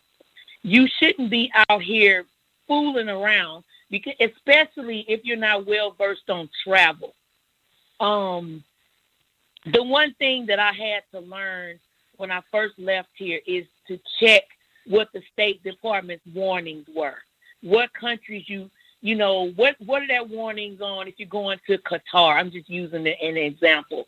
Where are they angry with Americans at the time that you're ready to travel? Things like that. You need to be looking out. What are their customs? These guys are just going out and posting all these chicks, and like the one you just showed where the guy was showing this lady's backside, and you could do all of that here in the States. These guys, to me, they're not even willing to put in the work here in the U.S. to find the woman that they're looking for. Well, you're not willing. I'll go further I'm with sorry. it there, because it goes even further here. And I'm not going to say too much here because, like I said, I'm not trying to make any harm befall anybody here. But first of all, to show how silly these dudes are, they got their damn cameras on everywhere. Folk ain't got to wonder about where you been. You're showing them step by step, day by day, move by move, building by building. You telling anybody on the internet, y'all, I mean, I'm going to just go ahead and say it. Y'all can't move kind of crazy. I'm going to go ahead and say it. Your man PB in Los Angeles, Pop Smoke in Los Angeles. You can't sit up here and telegraph your moves. Got some dumb nigga asking me, where you in? Look here, details I don't discuss because you're not smart enough to understand. Don't do that. These guys are literally sitting up here on their Instagram. The second he goes to a restaurant, it's on Instagram. And I'm like, you're making the assumption that everybody here is cool. You're making the assumption that everything is all right. And like Tekashi 6ix9ine, you're not making a distinction between the fact that you posting this for the gram, but there's no such thing as a perfectly safe society. It doesn't exist. It doesn't exist. And there's nobody in the government in Thailand saying, well, look here, to all you thugs on the streets now, you can mess with everybody except my man Austin. You got to leave him alone. Nobody is saying that. Right. While you sitting up here showing the damn world your every move. That's what I'm saying. These are rookie-ass greenhorn fruit booty mistakes. These are not the things that a fully competent man does. But you know what? You're absolutely right. And the thing that you showed that really blew me up was this fettuccine and chicken. Seriously? You mean to tell me you couldn't take your ass to Shopping Save and get a goddamn box of fettuccine and some chicken and make your own fettuccine and chicken? Do you really need to spend thousands of dollars to travel across the world to make this fettuccine and chicken. I mean, come on, what are you doing that's different that you couldn't do here? Put in the work. Talk to the women. Research. You're supposed to investigate the person that is your potential partner. You're lazy. You're lazy. You just lazy. You don't want to put in the work. You copping out and you calling yourself, oh, they're just not interested in me. No, it ain't that they not interested in Actually, your no. sorry ass. Actually, it is. You just Actually, it lazy. is. No. Actually, it is. No, but for the reasons you said, a woman doesn't have a use for a lazy male. At least if she's young and stupid, she might for a little bit. But eventually, she's gonna be like, you ain't producing. So no, ma'am. These guys are absolutely correct. These women don't want anything to do with them. They don't have any respect for them. And oh yeah, by the way, the chicks they claim that they got to play with, by the way, they feel the exact same way about them. They just try to pretend like it ain't that way, but they feel the exact same way. Thank you very much for giving us a call tonight. Let me get one more call here. Let me get caller from area code 415. You're on live with The Business. What's your name? Where you calling from? This is Don P. calling from San Francisco, California. All right, Don P., what's on your mind? As a double passport holder since 2000, living abroad and traveling abroad, there is nothing that you cannot do in these here in the United States of America that you can't do abroad. I agree, Don. There's only one thing that you can't do here in the States, though, unfortunately, Don. There's only one thing you can't do here in the States. You can't call in twice in 1 week. That's the only thing you can't do. Thank you very much for giving us a call tonight, Don. 1 call per week, folks. 1 call per week. Let's go ahead and wrap things up here tonight. Like I say, I tried to warn the young man. I've tried to warn the people. I'm just telling y'all right now, look, you live in the Tekashi 6ix9ine clown era. So what these dudes do, everybody's going to act like it's a game and act like it's a joke right up until something snatch a knot in their ass. Then it's not going to be a joke anymore. So just understand, these guys are going to keep talking trash until then people come to get them. They're going to keep it up. I've done my part to just simply suss out to everybody, hey, I've been on top of it from day one. I told you how it was going to go down, and it's going down exactly the way I said it was going to go down. Keep your eyes and your ears open. I'm not concerned about what you do and where you move internationally. You go ahead and do that. But when I see you moving dirty and it makes a bad impression and gives the wrong idea to impressionable people because I know you fraudulent and I know you're bogus, I'm going to sit up and say something. So the young cats behind you don't sit up here and get fooled. I'm going to say something. Anyway, we've been on here for over 3 hours. We're going to go ahead and wrap things up. I thought I was going to only be on for like 2 hours, but we've been on for 3 hours. We're going to go ahead and wrap things up here. I want to thank you all for joining us here tonight. And if you are new here to The Business, welcome to the program that all your favorite YouTubers and some of your television station personalities love to hate watch. I am show prep for all of them. Click that red subscribe button. Click that yellow notification bell. Join us each and every time we're here. And if you haven't been to our Patreon, we'll be doing that here tomorrow, 12 noon Central Time. You definitely want to go ahead and join us for that as well. Got some follow-up material here to bring to you also. So definitely be here to join us for that also. I want to thank all of you for joining us here tonight. Thank you to everyone, and I do mean everybody who has contributed to support tonight's program on PayPal, CashApp, Super Chat. Thank you very much. We appreciate that as always. And this concludes tonight's broadcast of The Business. I am your host, your brother, your humble servant, Mr. Jason Black. And until next time, my brothers and my sisters from around the world, remember, handle your business, or your business will handle you.